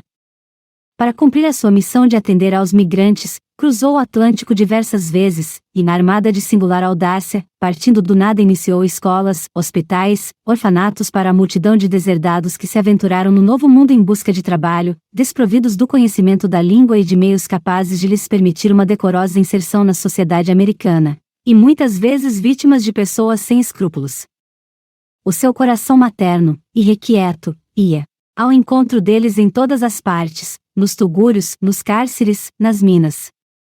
No ano santo de 1950, o Papa Pio XII proclamou a padroeira de todos os migrantes. A tradição da atividade da Igreja junto aos migrantes prosseguiu e hoje esse serviço expressa-se em iniciativas como os centros de acolhimento para refugiados, as missões nas fronteiras, e os esforços de Caritas Internationalis e de outras instituições. O magistério contemporâneo reafirma com clareza este compromisso. O Papa Francisco recordava que a missão da Igreja junto aos migrantes e refugiados era ainda mais ampla, insistindo que a resposta ao desafio colocado pelas migrações contemporâneas pode se resumir em 4 verbos: acolher, proteger, promover e integrar. Mas estes verbos não valem apenas para os migrantes e os refugiados, exprimem a missão da Igreja a favor de todos os habitantes das periferias existenciais, que devem ser acolhidos, protegidos, promovidos e integrados. E acrescentava: todo ser humano é um filho de Deus. Nele está impressa a imagem de Cristo. Trata-se, então, de o vermos, nós, em primeiro lugar, e de ajudar os outros a verem no migrante e no refugiado não só um problema para lidar, mas um irmão e uma irmã a serem acolhidos, respeitados e amados. Trata-se de uma oportunidade que a providência nos oferece para contribuir na construção de uma sociedade mais justa, de uma democracia mais completa, de um país mais inclusivo, de um mundo mais fraterno e de uma comunidade cristã mais aberta, de acordo com o Evangelho. A Igreja, como mãe, caminha com os que caminham. Onde o mundo vê ameaça, ela vê filhos; onde se erguem muros, ela constrói pontes. Pois sabe que o Evangelho só é crível quando se traduz em gestos de proximidade e de acolhimento, e que em cada migrante rejeitado, é o próprio Cristo que bate às portas da comunidade, ao lado dos últimos. A santidade cristã floresce, com frequência, nos lugares mais esquecidos e feridos da humanidade. Os mais pobres entre os pobres, que não apenas carecem de bens, mas também de voz e do reconhecimento da sua dignidade, ocupam um lugar especial no coração de Deus. São os preferidos do Evangelho, os herdeiros do reino. É neles que Cristo continua a sofrer e a ressuscitar. É neles que a Igreja reencontra o chamamento a mostrar a sua realidade mais autêntica. Santa Teresa de Calcutá, canonizada em 2016, tornou-se ícone universal da caridade vivida até o extremo em favor dos mais indigentes, descartados pela sociedade. Fundadora das Missionárias da Caridade, dedicou a sua vida aos moribundos abandonados nas ruas da Índia. Recolhia os rejeitados, lavava suas feridas, acompanhava-os até ao momento da morte com uma ternura que era prece. O seu amor pelos mais pobres entre os pobres fazia com que se ocupasse não somente de os atender em suas necessidades materiais, mas também de lhes anunciar a boa nova do Evangelho. Queremos proclamar a boa nova aos pobres de que Deus os ama, de que nós os amamos, de que eles são alguém para nós, de que eles foram criados pela mesma mão amorosa de Deus, para amar e ser amados. Os nossos pobres são ótimas pessoas, pessoas muito amáveis. Eles não necessitam da nossa pena ou compaixão, eles precisam do nosso amor compreensivo. Eles precisam do nosso respeito, eles precisam que os tratemos com dignidade. Tudo isso nascia de uma profunda espiritualidade que via o serviço aos mais pobres como fruto da oração e do amor, gerador da verdadeira paz, como recordava o Papa João Paulo II aos peregrinos vindos a Roma para sua beatificação. Onde foi que Madre Teresa encontrou a força para se dedicar completamente ao serviço do próximo? Encontrou-a na oração e na contemplação silenciosa de Jesus Cristo, do seu santo rosto, do seu sagrado coração. Ela mesma o disse: o fruto do silêncio é a oração, o fruto da oração é a fé, o fruto da fé é o amor, o fruto do amor é o serviço, o fruto do serviço é a paz. Era uma oração que enchia o seu coração com a paz de Cristo e lhe permitia irradiar essa paz aos outros. Teresa não se considerava filantropa nem ativista, mas esposa de Cristo crucificado, a quem servia com amor total nos irmãos sofredores. No Brasil, Santa Dulce dos Pobres, conhecida como o Anjo Bom da Bahia, encarnou o mesmo espírito evangélico com feições brasileiras. Referindo-se a ela e a outras duas religiosas canonizadas na mesma celebração, o Papa Francisco recordava o amor que professavam aos mais marginalizados da sociedade e afirmava que as novas santas mostram-nos que a vida religiosa é um caminho de amor nas periferias existenciais do mundo. Irmã Dulce enfrentou a precariedade com criatividade, os obstáculos com ternura, a carência com fé inabalável. Começou acolhendo doentes num galinheiro, e dali fundou uma das maiores obras sociais do país. Atendia milhares de pessoas por dia, sem jamais perder a doçura. Fez-se pobre com os pobres por amor ao sumamente pobre. Vivia com pouco, rezava com fervor e servia com alegria. A sua fé não a retirava do mundo, mas lançava-a ainda mais profundamente nas dores dos últimos. Poderiam ser lembrados também São Bento Meni e as Irmãs Hospitaleiras do Sagrado Coração de Jesus auxiliando as pessoas com deficiências de desenvolvimento, São Charles de Foucauld entre as comunidades do Saara, Santa Catherine Drexel junto dos grupos menos favorecidos na América do Norte, Irmã Emanuele com os catadores de lixo no bairro Isbelnaco na cidade do Cairo, e muitíssimos outros. Cada um, à sua maneira, descobriu que os mais pobres não são mero objeto da nossa compaixão, mas mestres do Evangelho. Não se trata de lhes levar Deus, mas de encontrá-lo ali. Todos estes exemplos ensinam que servir aos pobres não é um gesto de cima para baixo, mas um encontro de igual para igual, onde Cristo é revelado e adorado. São João Paulo II recordava-nos que há na pessoa dos pobres uma especial presença de Cristo, obrigando a Igreja a uma opção preferencial por eles. A Igreja, portanto, quando se curva até ao chão para cuidar dos pobres, assume a sua postura mais elevada. Movimentos populares. Ao longo dos séculos da história cristã, devemos igualmente reconhecer que a ajuda aos pobres e a luta pelos seus direitos não envolveu apenas indivíduos, algumas famílias, instituições ou comunidades religiosas. Houve, e há, vários movimentos populares, constituídos por leigos e conduzidos por líderes populares, colocados muitas vezes sob suspeita e até perseguidos. Refiro-me a um conjunto de pessoas que não caminham como indivíduos, mas como o tecido de uma comunidade de todos e para todos, que não pode permitir que os mais pobres e frágeis fiquem para trás. Portanto, os líderes populares são aqueles que têm a capacidade de integrar a todos. Não lhes fazem repugnância nem metem medo os jovens chagados e crucificados. Estes líderes populares sabem que a solidariedade consiste também em lutar contra as causas estruturais da pobreza, a desigualdade, a falta de trabalho, de terra e de casa, a negação dos direitos sociais e laborais. É fazer face aos efeitos destruidores do império do dinheiro. A solidariedade, entendida no seu sentido mais profundo, é uma forma de fazer história e é isto que os movimentos populares fazem. Por essa razão, quando as diferentes instituições pensam nas necessidades dos pobres, é necessário que incluam os movimentos populares e animem as estruturas de governo locais, nacionais e internacionais com aquela torrente de energia moral que nasce da integração dos excluídos na construção do destino comum. Com efeito, os movimentos populares convidam a superar aquela ideia das políticas sociais concebidas como uma política para os pobres, mas nunca com os pobres, nunca dos pobres e muito menos inserida num projeto que reúna os povos. Se os políticos e os profissionais não os ouvirem, a democracia atrofia-se, torna-se um nominalismo, uma formalidade, perde representatividade, vai se desencantando porque deixa de fora o povo na sua luta diária pela dignidade, na construção do seu destino. O mesmo se deve dizer das instituições da Igreja. Capítulo 4. Uma história que continua. O século da doutrina social da Igreja. A acelerada transformação tecnológica e social dos últimos 2 séculos, cheia de trágicas contradições, não foi apenas sofrida pelos pobres, mas também por eles enfrentada e pensada. Os movimentos de trabalhadores, mulheres e jovens, assim como a luta contra a discriminação racial levaram a uma nova consciência da dignidade daqueles que estão à margem. Também o contributo da doutrina social da Igreja tem em si esta raiz popular que não se pode esquecer. Seria inimaginável a releitura da revelação cristã nas modernas circunstâncias sociais, laborais, econômicas e culturais sem leigos cristãos envolvidos com os desafios do seu tempo. Ao seu lado, atuaram religiosas e religiosos, testemunhas de uma igreja em saída dos caminhos já percorridos. A mudança de época que enfrentamos hoje torna ainda mais necessária a interação contínua entre batizados e magistério, entre cidadãos e peritos, entre povo e instituições. Em particular, é preciso reconhecer novamente que a realidade se vê melhor a partir das periferias e que os pobres são sujeitos de uma inteligência específica, indispensável à Igreja e à humanidade. O magistério dos últimos 150 anos oferece um verdadeiro tesouro de ensinamento sobre os pobres. Deste modo, os bispos de Roma fizeram-se voz de novas consciências, passadas pelo crivo do discernimento eclesial. Por exemplo, na carta encíclica Rerum Novarum de 1891, Leão XIII abordou a questão do trabalho, expondo a situação intolerável de muitos operários da indústria e propondo o estabelecimento de uma ordem social justa. Nesta linha se manifestaram também outros pontífices. Com a encíclica Materia Magistra de 1961, São João XXIII fez-se promotor de uma justiça de dimensões mundiais. Os países ricos não podiam permanecer indiferentes face aos países oprimidos pela fome e pela miséria, mas eram chamados a socorrê-los generosamente com todos os seus bens.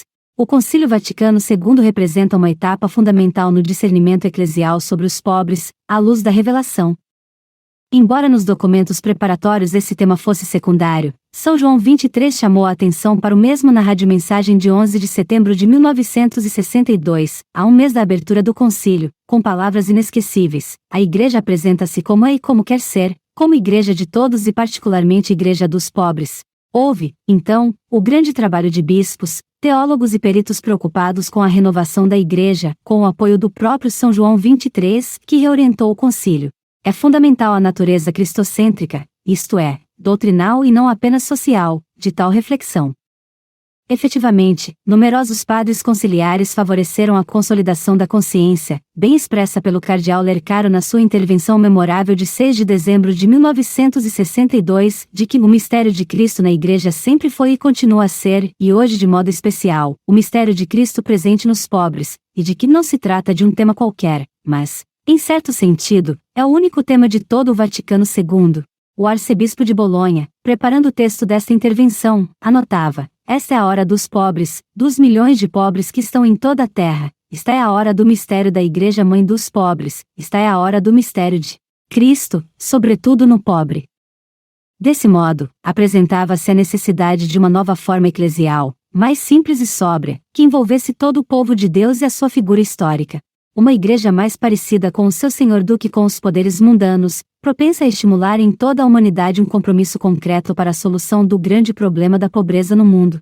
São Paulo VI, por ocasião da abertura da segunda sessão do concílio, retomou o tema levantado pelo seu predecessor, ou seja, que a Igreja olha com particular interesse para os pobres, para os necessitados, para os aflitos, para os famintos, os que sofrem, os encarcerados, os que têm fome, isto é, olha para toda a humanidade que sofre e chora, pois a Igreja sabe que esta lhe pertence, por direito evangélico. Na audiência geral de 11 de novembro de 1964, ele sublinhou que o pobre é representante de Cristo e, associando a imagem do Senhor nos últimos a que se manifesta no Papa, afirmou: a representação de Cristo no pobre é universal, todo o pobre reflete Cristo, a do Papa é pessoal. O pobre e Pedro podem coincidir, podem ser a mesma pessoa, revestida de uma dupla representação, a da pobreza e a da autoridade. Deste modo, o vínculo intrínseco entre a Igreja e os pobres ficava simbolicamente expresso com uma clareza inédita. Na Constituição Pastoral Gaudium et Spes, o Concílio, atualizando a herança dos padres da Igreja, reafirmou com força a destinação universal dos bens da terra e a função social da propriedade que dela deriva. Deus destinou a terra com tudo o que ela contém para uso de todos os homens e povos, de modo que os bens criados devem chegar equitativamente às mãos de todos. Por esta razão, quem usa desses bens, não deve considerar as coisas exteriores que legitimamente possui só como próprias, mas também como comuns, no sentido de que possam beneficiar não só a si, mas também aos outros. De resto, todos têm o direito de ter uma parte de bens suficientes para si e suas famílias. Aquele, porém, que se encontra em extrema necessidade, tem direito de tomar, dos bens dos outros, o que necessita. De resto, a mesma propriedade privada é de índole social, fundada na lei do destino comum dos bens. O desprezo deste caráter social foi muitas vezes ocasião de cobiças e de graves desordens. Esta convicção é reafirmada por São Paulo VI na encíclica Populorum Progressio, onde lemos que ninguém pode considerar-se com o direito de reservar para seu uso exclusivo aquilo que é supérfluo, quando a outros falta o necessário. No seu discurso à ONU, o Papa Montini apresentou-se como o advogado dos povos pobres, instando a comunidade internacional a construir um mundo solidário. Com São João Paulo II, consolida-se, pelo menos no âmbito doutrinário, a relação preferencial da Igreja com os pobres. Com efeito, o seu magistério reconheceu que a opção pelos pobres é uma forma especial de primado na prática da caridade cristã, testemunhada por toda a tradição da Igreja. Na encíclica Solicitudo Rei Socialis, também escreve que hoje, dada a dimensão mundial que a questão social assumiu, este amor preferencial, com as decisões que ele nos inspira, não pode deixar de abranger as imensas multidões de famintos, de mendigos, sem teto, sem assistência médica e, sobretudo, sem esperança de um futuro melhor. Não se pode deixar de ter em conta a existência destas realidades. Ignorá-las significaria tornar-nos como o rico Epulão, que fingia não conhecer o pobre Lázaro, que jazia ao seu portão. O seu ensinamento sobre o trabalho adquire especial relevância quando nos propomos pensar no papel ativo dos pobres na renovação da Igreja e da sociedade, deixando para trás o paternalismo da mera assistência às suas imediatas necessidades. Na encíclica Laborem Exercens, ele afirma que o trabalho humano é uma chave, provavelmente a chave essencial, de toda a questão social. Diante das múltiplas crises que assinalaram o início do terceiro milênio, a leitura de Bento XVI torna-se mais marcadamente política. Assim, na carta encíclica Caritas in Veritate, afirma que ama-se tanto mais eficazmente o próximo, quanto mais se trabalha em prol de um bem comum que dê resposta também às suas necessidades reais. Além disso, observa que a fome não depende tanto de uma escassez material, como sobretudo da escassez de recursos sociais, o mais importante dos quais é de natureza institucional, isto é, falta um sistema de instituições econômicas que seja capaz de garantir um acesso regular e adequado do ponto de vista nutricional, à alimentação e à água e também de enfrentar as carências relacionadas com as necessidades primárias e com a emergência de reais e verdadeiras crises alimentares provocadas por causas naturais ou pela irresponsabilidade política nacional e internacional. O Papa Francisco reconheceu como, nas últimas décadas, além do magistério dos bispos de Roma, também se tornaram cada vez mais frequentes as tomadas de posição por parte das conferências episcopais nacionais e regionais sobre este tema. Ele mesmo, por exemplo, pôde testemunhar pessoalmente o empenho particular do episcopado latino-americano em repensar a relação da Igreja com os pobres. No pós-concílio, em quase todos os países da América Latina, sentiu-se com muita força a identificação da Igreja com os pobres e a participação ativa na sua redenção. Era o próprio coração da Igreja que se movia diante de tantos pobres afligidos pelo desemprego, subemprego e salários miseráveis, obrigados a viver em condições deploráveis. O martírio de São Oscar Romero, arcebispo de São Salvador, foi ao mesmo tempo um testemunho e uma exortação viva para a Igreja. Ele sentia como o próprio drama da grande maioria dos seus fiéis, fazendo deles o centro da sua opção pastoral. As conferências do episcopado latino-americano em Medellín, Puebla, Santo Domingo e Aparecida constituem etapas significativas também para toda a Igreja. Eu mesmo, missionário no Peru durante tantos anos, devo muito a este caminho de discernimento eclesial, que o Papa Francisco com sabedoria soube unir ao de outras igrejas particulares, especialmente do chamado Sul Global. Gostaria, agora, de retomar 2 temas específicos deste magistério episcopal. Estruturas de pecado que criam pobreza e desigualdades extremas. 90. Em Medellín, os bispos pronunciaram-se a favor da opção preferencial pelos pobres. Cristo, nosso Salvador, não só amou aos pobres, mas também, sendo rico se fez pobre, viveu na pobreza, centralizando sua missão no anúncio da libertação aos pobres e fundou sua igreja como sinal dessa pobreza entre os homens. A pobreza de tantos irmãos clama por justiça, solidariedade, testemunho, compromisso, esforço e superação para o cumprimento pleno da missão salvífica confiada por Cristo. Os bispos afirmaram com veemência que a Igreja, para ser plenamente fiel à sua vocação, não deve apenas compartilhar a condição dos pobres, mas colocar-se também ao lado deles e empenhar-se ativamente pela sua promoção integral. A Conferência de Puebla, diante do agravamento da miséria na América Latina, confirmou a decisão de Medellín como uma opção franca e profética a favor dos pobres e qualificou as estruturas de injustiça como pecado social. 91. A caridade é uma força que muda a realidade, um autêntico poder histórico de transformação. Esta é a fonte da qual deve nutrir-se todo o compromisso para resolver as causas estruturais da pobreza e para o fazer com urgência. Espero, portanto, que cresça o número de políticos capazes de entrar num autêntico diálogo que vise efetivamente sanar as raízes profundas e não a aparência dos males do nosso mundo, porque trata-se de ouvir o clamor de povos inteiros, dos povos mais pobres da terra. 92. É necessário, portanto, continuar a denunciar a ditadura de uma economia que mata e reconhecer que enquanto os lucros de poucos crescem exponencialmente, os da maioria situam-se cada vez mais longe do bem-estar daquela minoria feliz. Tal desequilíbrio provém de ideologias que defendem a autonomia absoluta dos mercados e a especulação financeira. Por isso, negam o direito de controle dos Estados, encarregados de velar pela tutela do bem comum. Instaura-se uma nova tirania invisível, às vezes virtual, que impõe, de forma unilateral e implacável, as suas leis e as suas regras. Embora não faltem diversas teorias que tentam justificar o estado atual das coisas ou explicar que a racionalidade econômica nos exige esperar que as forças invisíveis do mercado resolvam tudo, a dignidade de cada pessoa humana deve ser respeitada já agora, não só amanhã, e a situação de miséria de tantas pessoas, a quem é negada esta dignidade, deve ser um apelo constante à nossa consciência. 93. Na encíclica de Lexignus, o Papa Francisco recordou que o pecado social assume a forma de uma estrutura de pecado na sociedade, fazendo frequentemente parte de uma mentalidade dominante que considera normal ou racional o que não passa de egoísmo e indiferença. Este fenômeno pode definir-se como alienação social. Torna-se normal ignorar os pobres e viver como se eles não existissem. Apresenta-se como uma escolha razoável organizar a economia exigindo sacrifícios ao povo, para atingir certos objetivos que interessam aos poderosos. Entretanto, para os pobres restam apenas promessas de gotas que cairão, até que uma nova crise global os conduza de volta à situação na qual estavam anteriormente. É uma verdadeira alienação que leva a encontrar apenas desculpas teóricas e não a tentar resolver hoje os problemas concretos daqueles que sofrem. Já o dizia São João Paulo II, alienada é a sociedade que, nas suas formas de organização social, de produção e de consumo, torna mais difícil a realização deste dom e a constituição dessa solidariedade interhumana. 94. Devemos empenhar-nos cada vez mais em resolver as causas estruturais da pobreza. É uma urgência que não pode esperar, e não apenas por uma exigência pragmática de obter resultados e ordenar a sociedade, mas também para curar de uma mazela que a torna frágil e indigna e que só poderá levá-la a novas crises. Os planos de assistência, que acorrem a determinadas emergências, deveriam considerar-se apenas como respostas provisórias. A falta de equidade é a raiz dos males sociais.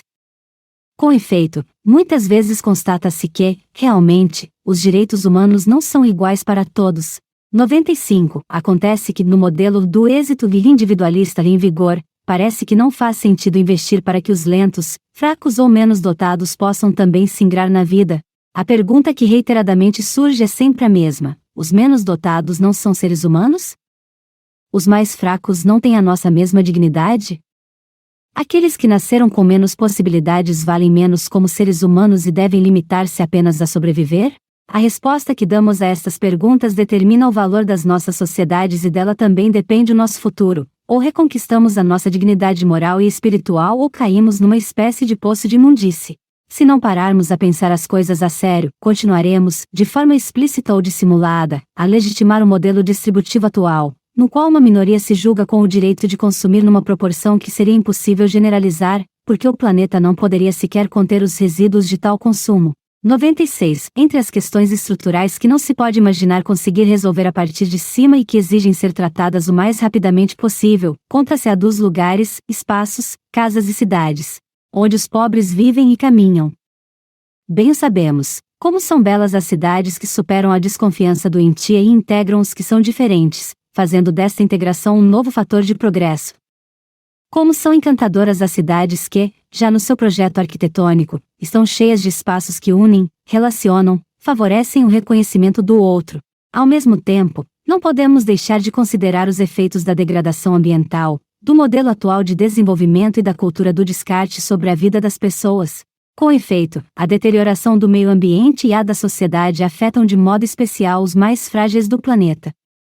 97. Portanto, mesmo correndo o risco de parecer estúpidos, é tarefa de todos os membros do povo de Deus fazer ouvir, ainda que de maneiras diferentes, uma voz que desperte, denuncie e se exponha.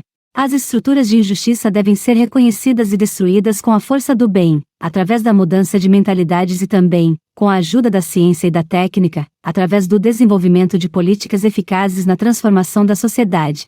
É preciso recordar sempre que a proposta do Evangelho não é apenas a de uma relação individual e íntima com o Senhor. Ela é mais ampla, é o reino de Deus, trata-se de amar a Deus, que reina no mundo.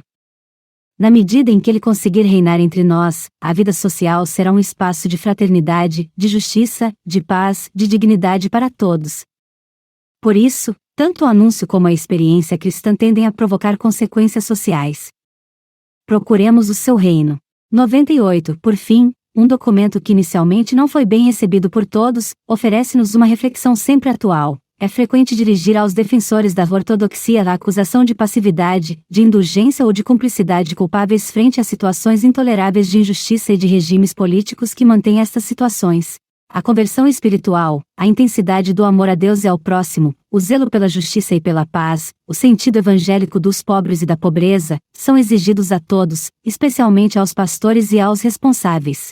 A preocupação pela pureza da fé não subsiste sem a preocupação de dar a resposta de um testemunho eficaz de serviço ao próximo e, em especial, ao pobre e ao oprimido, através de uma vida teologal integral, os pobres como sujeitos. 99. Um dom fundamental para o caminho da Igreja Universal é representado pelo discernimento da Conferência de Aparecida, na qual os bispos latino-americanos explicitaram que a opção preferencial pelos pobres por parte da Igreja está implícita na fé cristológica naquele Deus que se fez pobre por nós, para enriquecer-nos com a sua pobreza. No documento, a missão é contextualizada na atual situação de um mundo globalizado, com os seus novos e dramáticos desequilíbrios, e, na mensagem final, os bispos escrevem: as agudas diferenças entre ricos e pobres nos convidam a trabalhar com maior empenho para ser discípulos que sabem partilhar a mesa da vida, mesa de todos os filhos e filhas do Pai, mesa aberta, inclusiva, na qual não falte ninguém. Por isso reafirmamos nossa opção preferencial e evangélica pelos pobres. Sim, ao mesmo tempo, o documento, ao aprofundar um tema já presente nas conferências anteriores do Episcopado da América Latina, insiste na necessidade de considerar as comunidades marginalizadas como sujeitos capazes de criar cultura própria, mais do que como objetos de beneficência. Isso implica que tais comunidades têm o direito de viver o Evangelho, celebrar e comunicar a fé de acordo com os valores presentes nas suas culturas. A experiência da pobreza dá-lhes a capacidade de reconhecer aspectos da realidade que outros não conseguem ver e, por isso, a sociedade precisa de as ouvir. O mesmo vale para a Igreja, que deve avaliar positivamente a maneira popular delas viverem a fé. Um bonito trecho do documento final de Aparecida ajuda-nos a refletir sobre este ponto, a fim de encontrar a atitude correta. Só a proximidade que nos faz amigos nos permite apreciar profundamente os valores dos pobres de hoje, seus legítimos desejos e seu modo próprio de viver a fé. Dia a dia os pobres se fazem sujeitos da evangelização e da promoção humana integral, educam seus filhos na fé, vivem constante solidariedade entre parentes e vizinhos, procuram constantemente a Deus e dão vida ao peregrinar da Igreja. À luz do Evangelho reconhecemos sua imensa dignidade e seu valor sagrado aos olhos de Cristo, pobre como eles e excluído como eles. A partir dessa experiência cristã, compartilhamos com eles a defesa de seus direitos. 101. Tudo isto pressupõe a presença de um aspecto na opção pelos pobres que devemos recordar constantemente. Com efeito, tal opção exige de nós uma atenção prestada ao outro. Esta atenção amiga é o início de uma verdadeira preocupação pela sua pessoa e, a partir dela, desejo procurar efetivamente o seu bem. Isso implica apreciar o pobre na sua bondade própria, com o seu modo de ser, com a sua cultura, com a sua forma de viver a fé. O amor autêntico é sempre contemplativo, permitindo-nos servir o outro não por necessidade ou vaidade, mas porque ele é belo, independentemente da sua aparência. Unicamente a partir desta proximidade real e cordial é que podemos acompanhá-los adequadamente no seu caminho de libertação. Por esta razão, dirijo um sincero agradecimento a todos aqueles que escolheram viver entre os pobres, aqueles que não só vão visitá-los de vez em quando, mas que vivem com eles e como eles. Esta é uma opção que deve encontrar lugar entre as formas mais elevadas da vida evangélica. 102. Nesta perspectiva, torna-se clara a necessidade de que todos nos deixemos evangelizar pelos pobres e reconheçamos a misteriosa sabedoria que Deus nos quer comunicar através deles. Crescidos em extrema precariedade, aprendendo a sobreviver nas condições mais adversas, confiando em Deus com a certeza de que mais ninguém os leva a sério, ajudando-se mutuamente nos momentos mais sombrios, os pobres aprenderam muitas coisas que guardam no mistério dos seus corações. Aqueles de entre nós que não fizeram experiências semelhantes, de viver à margem, certamente têm muito a receber da fonte de sabedoria que é a experiência dos pobres. Só comparando as nossas queixas com os seus sofrimentos e privações é possível receber uma repreensão que nos convida a simplificar a vida. Capítulo V. Um permanente desafio. 103. Escolhi recordar esta história bimilenária de atenção eclesial aos pobres e com os pobres para mostrar que ela é parte essencial do caminho ininterrupto da Igreja. O cuidado com os pobres faz parte da grande tradição da Igreja, como um farol de luz que, a partir do Evangelho, iluminou os corações e os passos dos cristãos de todos os tempos. Portanto, devemos sentir a urgência de convidar todos a entrar neste rio de luz e vida que provém do reconhecimento de Cristo no rosto dos necessitados e dos sofredores. O amor pelos pobres é um elemento essencial da história de Deus conosco e irrompe do próprio coração da Igreja como um apelo contínuo ao coração dos cristãos, tanto das suas comunidades, como de cada um individualmente. Enquanto o corpo de Cristo, a Igreja sente como sua própria carne a vida dos pobres, que são parte privilegiada do povo a caminho. Por isso, o amor aos pobres, seja qual for a forma dessa pobreza, é a garantia evangélica de uma Igreja fiel ao coração de Deus. Efetivamente, toda a renovação eclesial sempre teve entre as suas prioridades esta atenção preferencial pelos pobres, que se diferencia, tanto nas motivações como no estilo, da atividade de qualquer outra organização humanitária. 104. O cristão não pode considerar os pobres apenas como um problema social, eles são uma questão familiar. Pertencem aos nossos. A relação com eles não pode ser reduzida a uma atividade ou departamento da Igreja. Como ensina a Conferência de Aparecida, solicita-se dedicarmos tempo aos pobres, prestar a eles amável atenção, escutá-los com interesse, acompanhá-los nos momentos difíceis, escolhê-los para compartilhar horas, semanas ou anos de nossa vida, e procurando, a partir deles, a transformação de sua situação. Não podemos esquecer que o próprio Jesus propôs isso com seu modo de agir e com suas palavras. Novamente o bom samaritano. 105. A cultura dominante do início deste milênio impele-nos a abandonar os pobres ao seu próprio destino, a não os considerar dignos de atenção e muito menos de apreço. Na encíclica Fratelli Tutti, o Papa Francisco convida-nos a refletir sobre a parábola do bom samaritano, precisamente para aprofundar este ponto. Na parábola, vemos que, diante daquele homem ferido e abandonado à beira do caminho, os que passam têm atitudes diferentes. Apenas o bom samaritano cuida dele. Então, volta a pergunta que interpela cada um de nós: com quem te identificas? É uma pergunta sem rodeios, direta e determinante: a qual deles te assemelhas? Precisamos de reconhecer a tentação que nos cerca de se desinteressar dos outros, especialmente dos mais frágeis. Digamos que crescemos em muitos aspectos, mas somos analfabetos no acompanhar, cuidar e sustentar os mais frágeis e vulneráveis das nossas sociedades desenvolvidas. Habituamo-nos a olhar para o outro lado, passar a margem, ignorar as situações até elas nos caírem diretamente em cima. 106. Faz-nos muito bem descobrir que a história do bom samaritano se repete também hoje. Recordemos uma situação dos nossos dias, quando encontro uma pessoa a dormir ao relento, numa noite fria. Posso sentir que este vulto seja um imprevisto que me detém, um delinquente ocioso, um obstáculo no meu caminho, um aguilhão molesto para minha consciência, um problema que os políticos devem resolver e talvez até um monte de lixo que suja o espaço público. Ou então posso reagir a partir da fé e da caridade e reconhecer nele um ser humano com a mesma dignidade que eu, uma criatura infinitamente amada pelo Pai, uma imagem de Deus, um irmão redimido por Jesus Cristo. Isto é ser cristão. Ou poder-se-á porventura entender a santidade prescindindo deste reconhecimento vivo da dignidade de todo ser humano? O que fez o bom samaritano? 107. A pergunta torna-se urgente porque nos ajuda a perceber uma grave lacuna nas nossas sociedades e também nas nossas comunidades cristãs.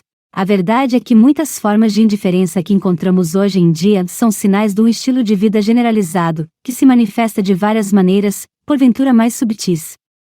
Além disso, como estamos todos muito concentrados nas nossas necessidades, ver alguém que está mal incomoda-nos, perturba-nos, porque não queremos perder tempo por culpa dos problemas alheios. São sintomas de uma sociedade enferma, pois procura construir-se de costas para o sofrimento. É melhor não cair nesta miséria.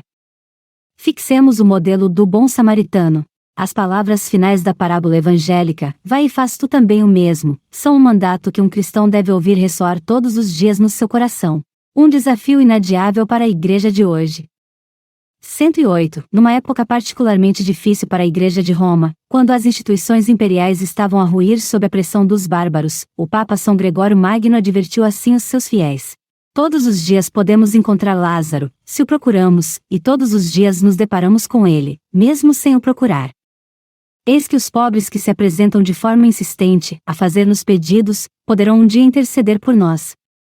Não desperdiceis, portanto, as oportunidades de agir com misericórdia e não negligencieis os remédios que recebestes.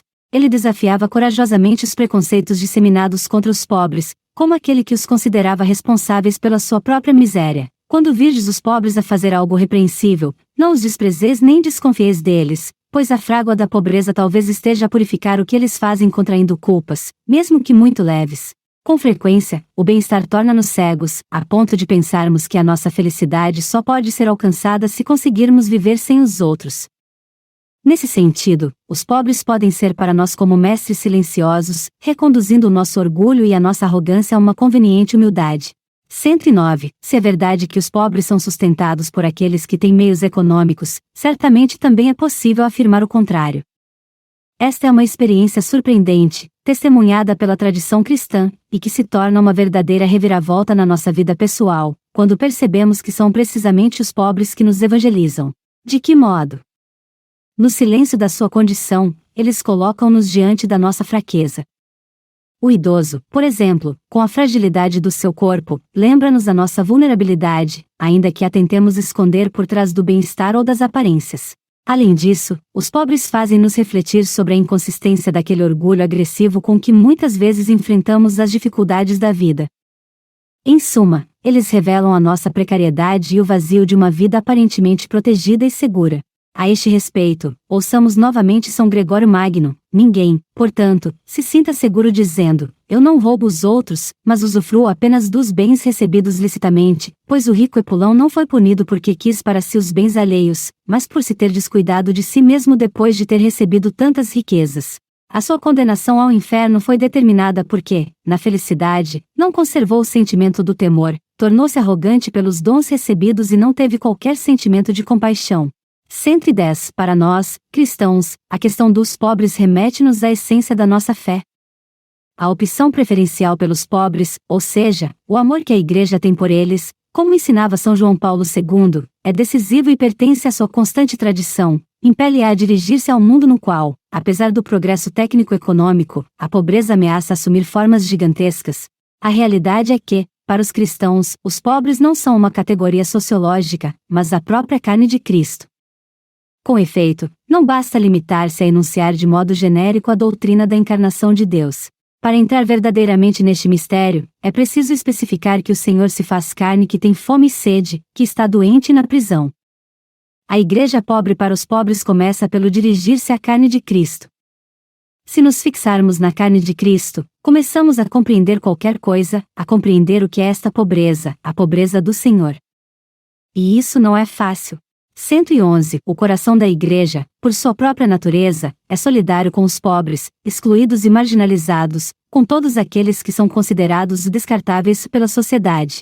Os pobres ocupam um lugar central na Igreja, porque deriva da nossa fé em Cristo, que se fez pobre e sempre se aproximou dos pobres e marginalizados, a preocupação pelo desenvolvimento integral dos mais abandonados da sociedade. No coração de cada fiel encontra-se a exigência de ouvir este clamor, deriva da própria obra libertadora da graça em cada um de nós, pelo que não se trata de uma missão reservada apenas a alguns. 112. Por vezes, em alguns movimentos ou grupos cristãos, nota-se a falta ou mesmo a ausência de compromisso pelo bem comum da sociedade e, em particular, pela defesa e promoção dos mais fracos e desfavorecidos.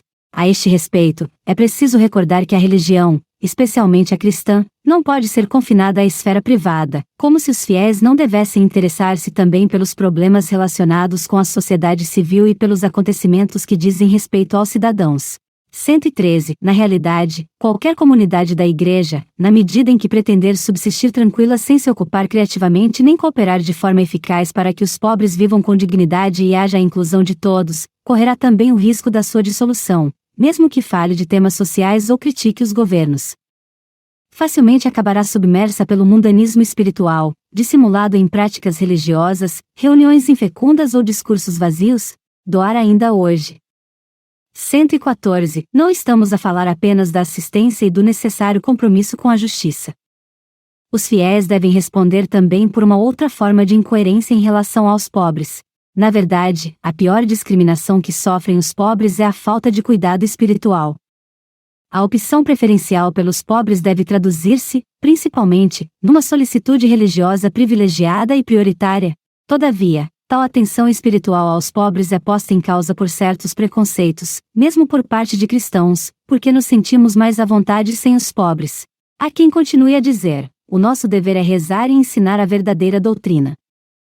Mas, desvinculando este aspecto religioso da promoção integral, acrescentam que só o governo deveria cuidar deles, ou que seria melhor deixá-los na miséria e ensinar-lhes antes a trabalhar.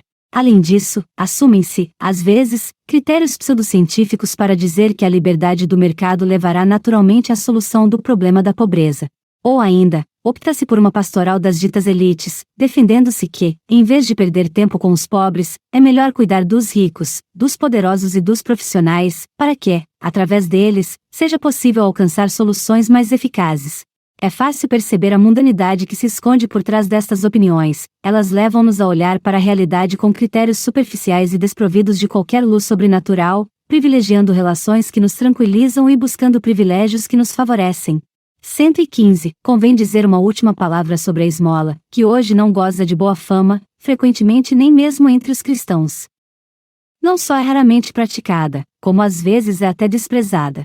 Por um lado, reafirmo que o auxílio mais importante para uma pessoa pobre é ajudá-la a ter um bom trabalho, para que possa ter uma vida mais condizente com a sua dignidade, desenvolvendo as suas capacidades e oferecendo o seu esforço pessoal. O certo é que a falta de trabalho é muito mais do que a falta de uma fonte de renda para poder viver. O trabalho é isto, mas é também muito mais. Ao trabalhar tornamo-nos mais pessoas, a nossa humanidade floresce, os jovens só se tornam adultos quando trabalham. A doutrina social da Igreja considera o trabalho humano como participação na criação que continua todos os dias, inclusive graças às mãos, à mente e ao coração dos trabalhadores. Por outro lado, se ainda não existe essa possibilidade concreta, não devemos correr o risco de deixar uma pessoa abandonada à própria sorte, sem o indispensável para viver dignamente. Assim, a esmola continua a ser um momento necessário de contato, encontro e identificação com a condição do outro. 116. Para quem ama verdadeiramente, é evidente que a esmola não isenta as autoridades competentes das suas responsabilidades, nem elimina o empenho organizativo das instituições. Muito menos substitui a legítima luta pela justiça.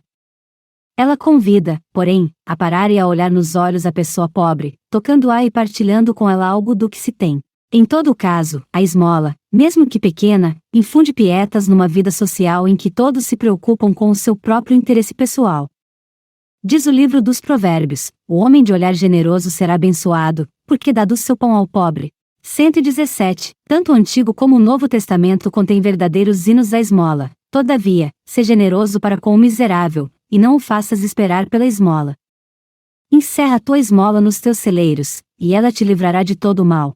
E Jesus retoma este ensinamento: vendei os vossos bens e dai-os de esmola. Arranjai bolsas que não envelheçam, um tesouro inesgotável no céu. 118. A São João Crisóstomo atribuía-se a seguinte exortação: a esmola é a asa da oração. Se não acrescentares uma asa à tua oração, ela mal poderá voar. E São Gregório de Nazianzo concluía uma das suas famosas orações com estas palavras: se, portanto, me ouvirdes enquanto é tempo, ó servos de Cristo, irmãos e coherdeiros, visitemos Cristo, cuidemos de Cristo, alimentemos Cristo, vistamos Cristo, acolhemos Cristo, honremos Cristo, não apenas com uma refeição, como alguns, não apenas com perfumes, como Maria, não apenas com um túmulo, como José de Arimateia, não apenas com os ritos para a sepultura, como Nicodemos, que amava Cristo apenas pela metade, não apenas com ouro, incenso e mirra, como os magos, mas, visto que o Senhor quer misericórdia e não sacrifício, ofereçamos esta aos pobres, para que, quando partirmos deste mundo, sejamos acolhidos por eles nos templos eternos. 119. O amor e as convicções mais profundas devem ser alimentados, e isso faz-se com gestos. Permanecer no mundo das ideias e das discussões, sem gestos pessoais, frequentes e sinceros, será a ruína dos nossos sonhos mais preciosos. Por esta simples razão, como cristãos, não renunciamos à esmola. Um gesto que pode ser feito de várias maneiras, e podemos tentar fazer de forma mais eficaz, mas que deve ser feito. E será sempre melhor fazer alguma coisa do que não fazer nada.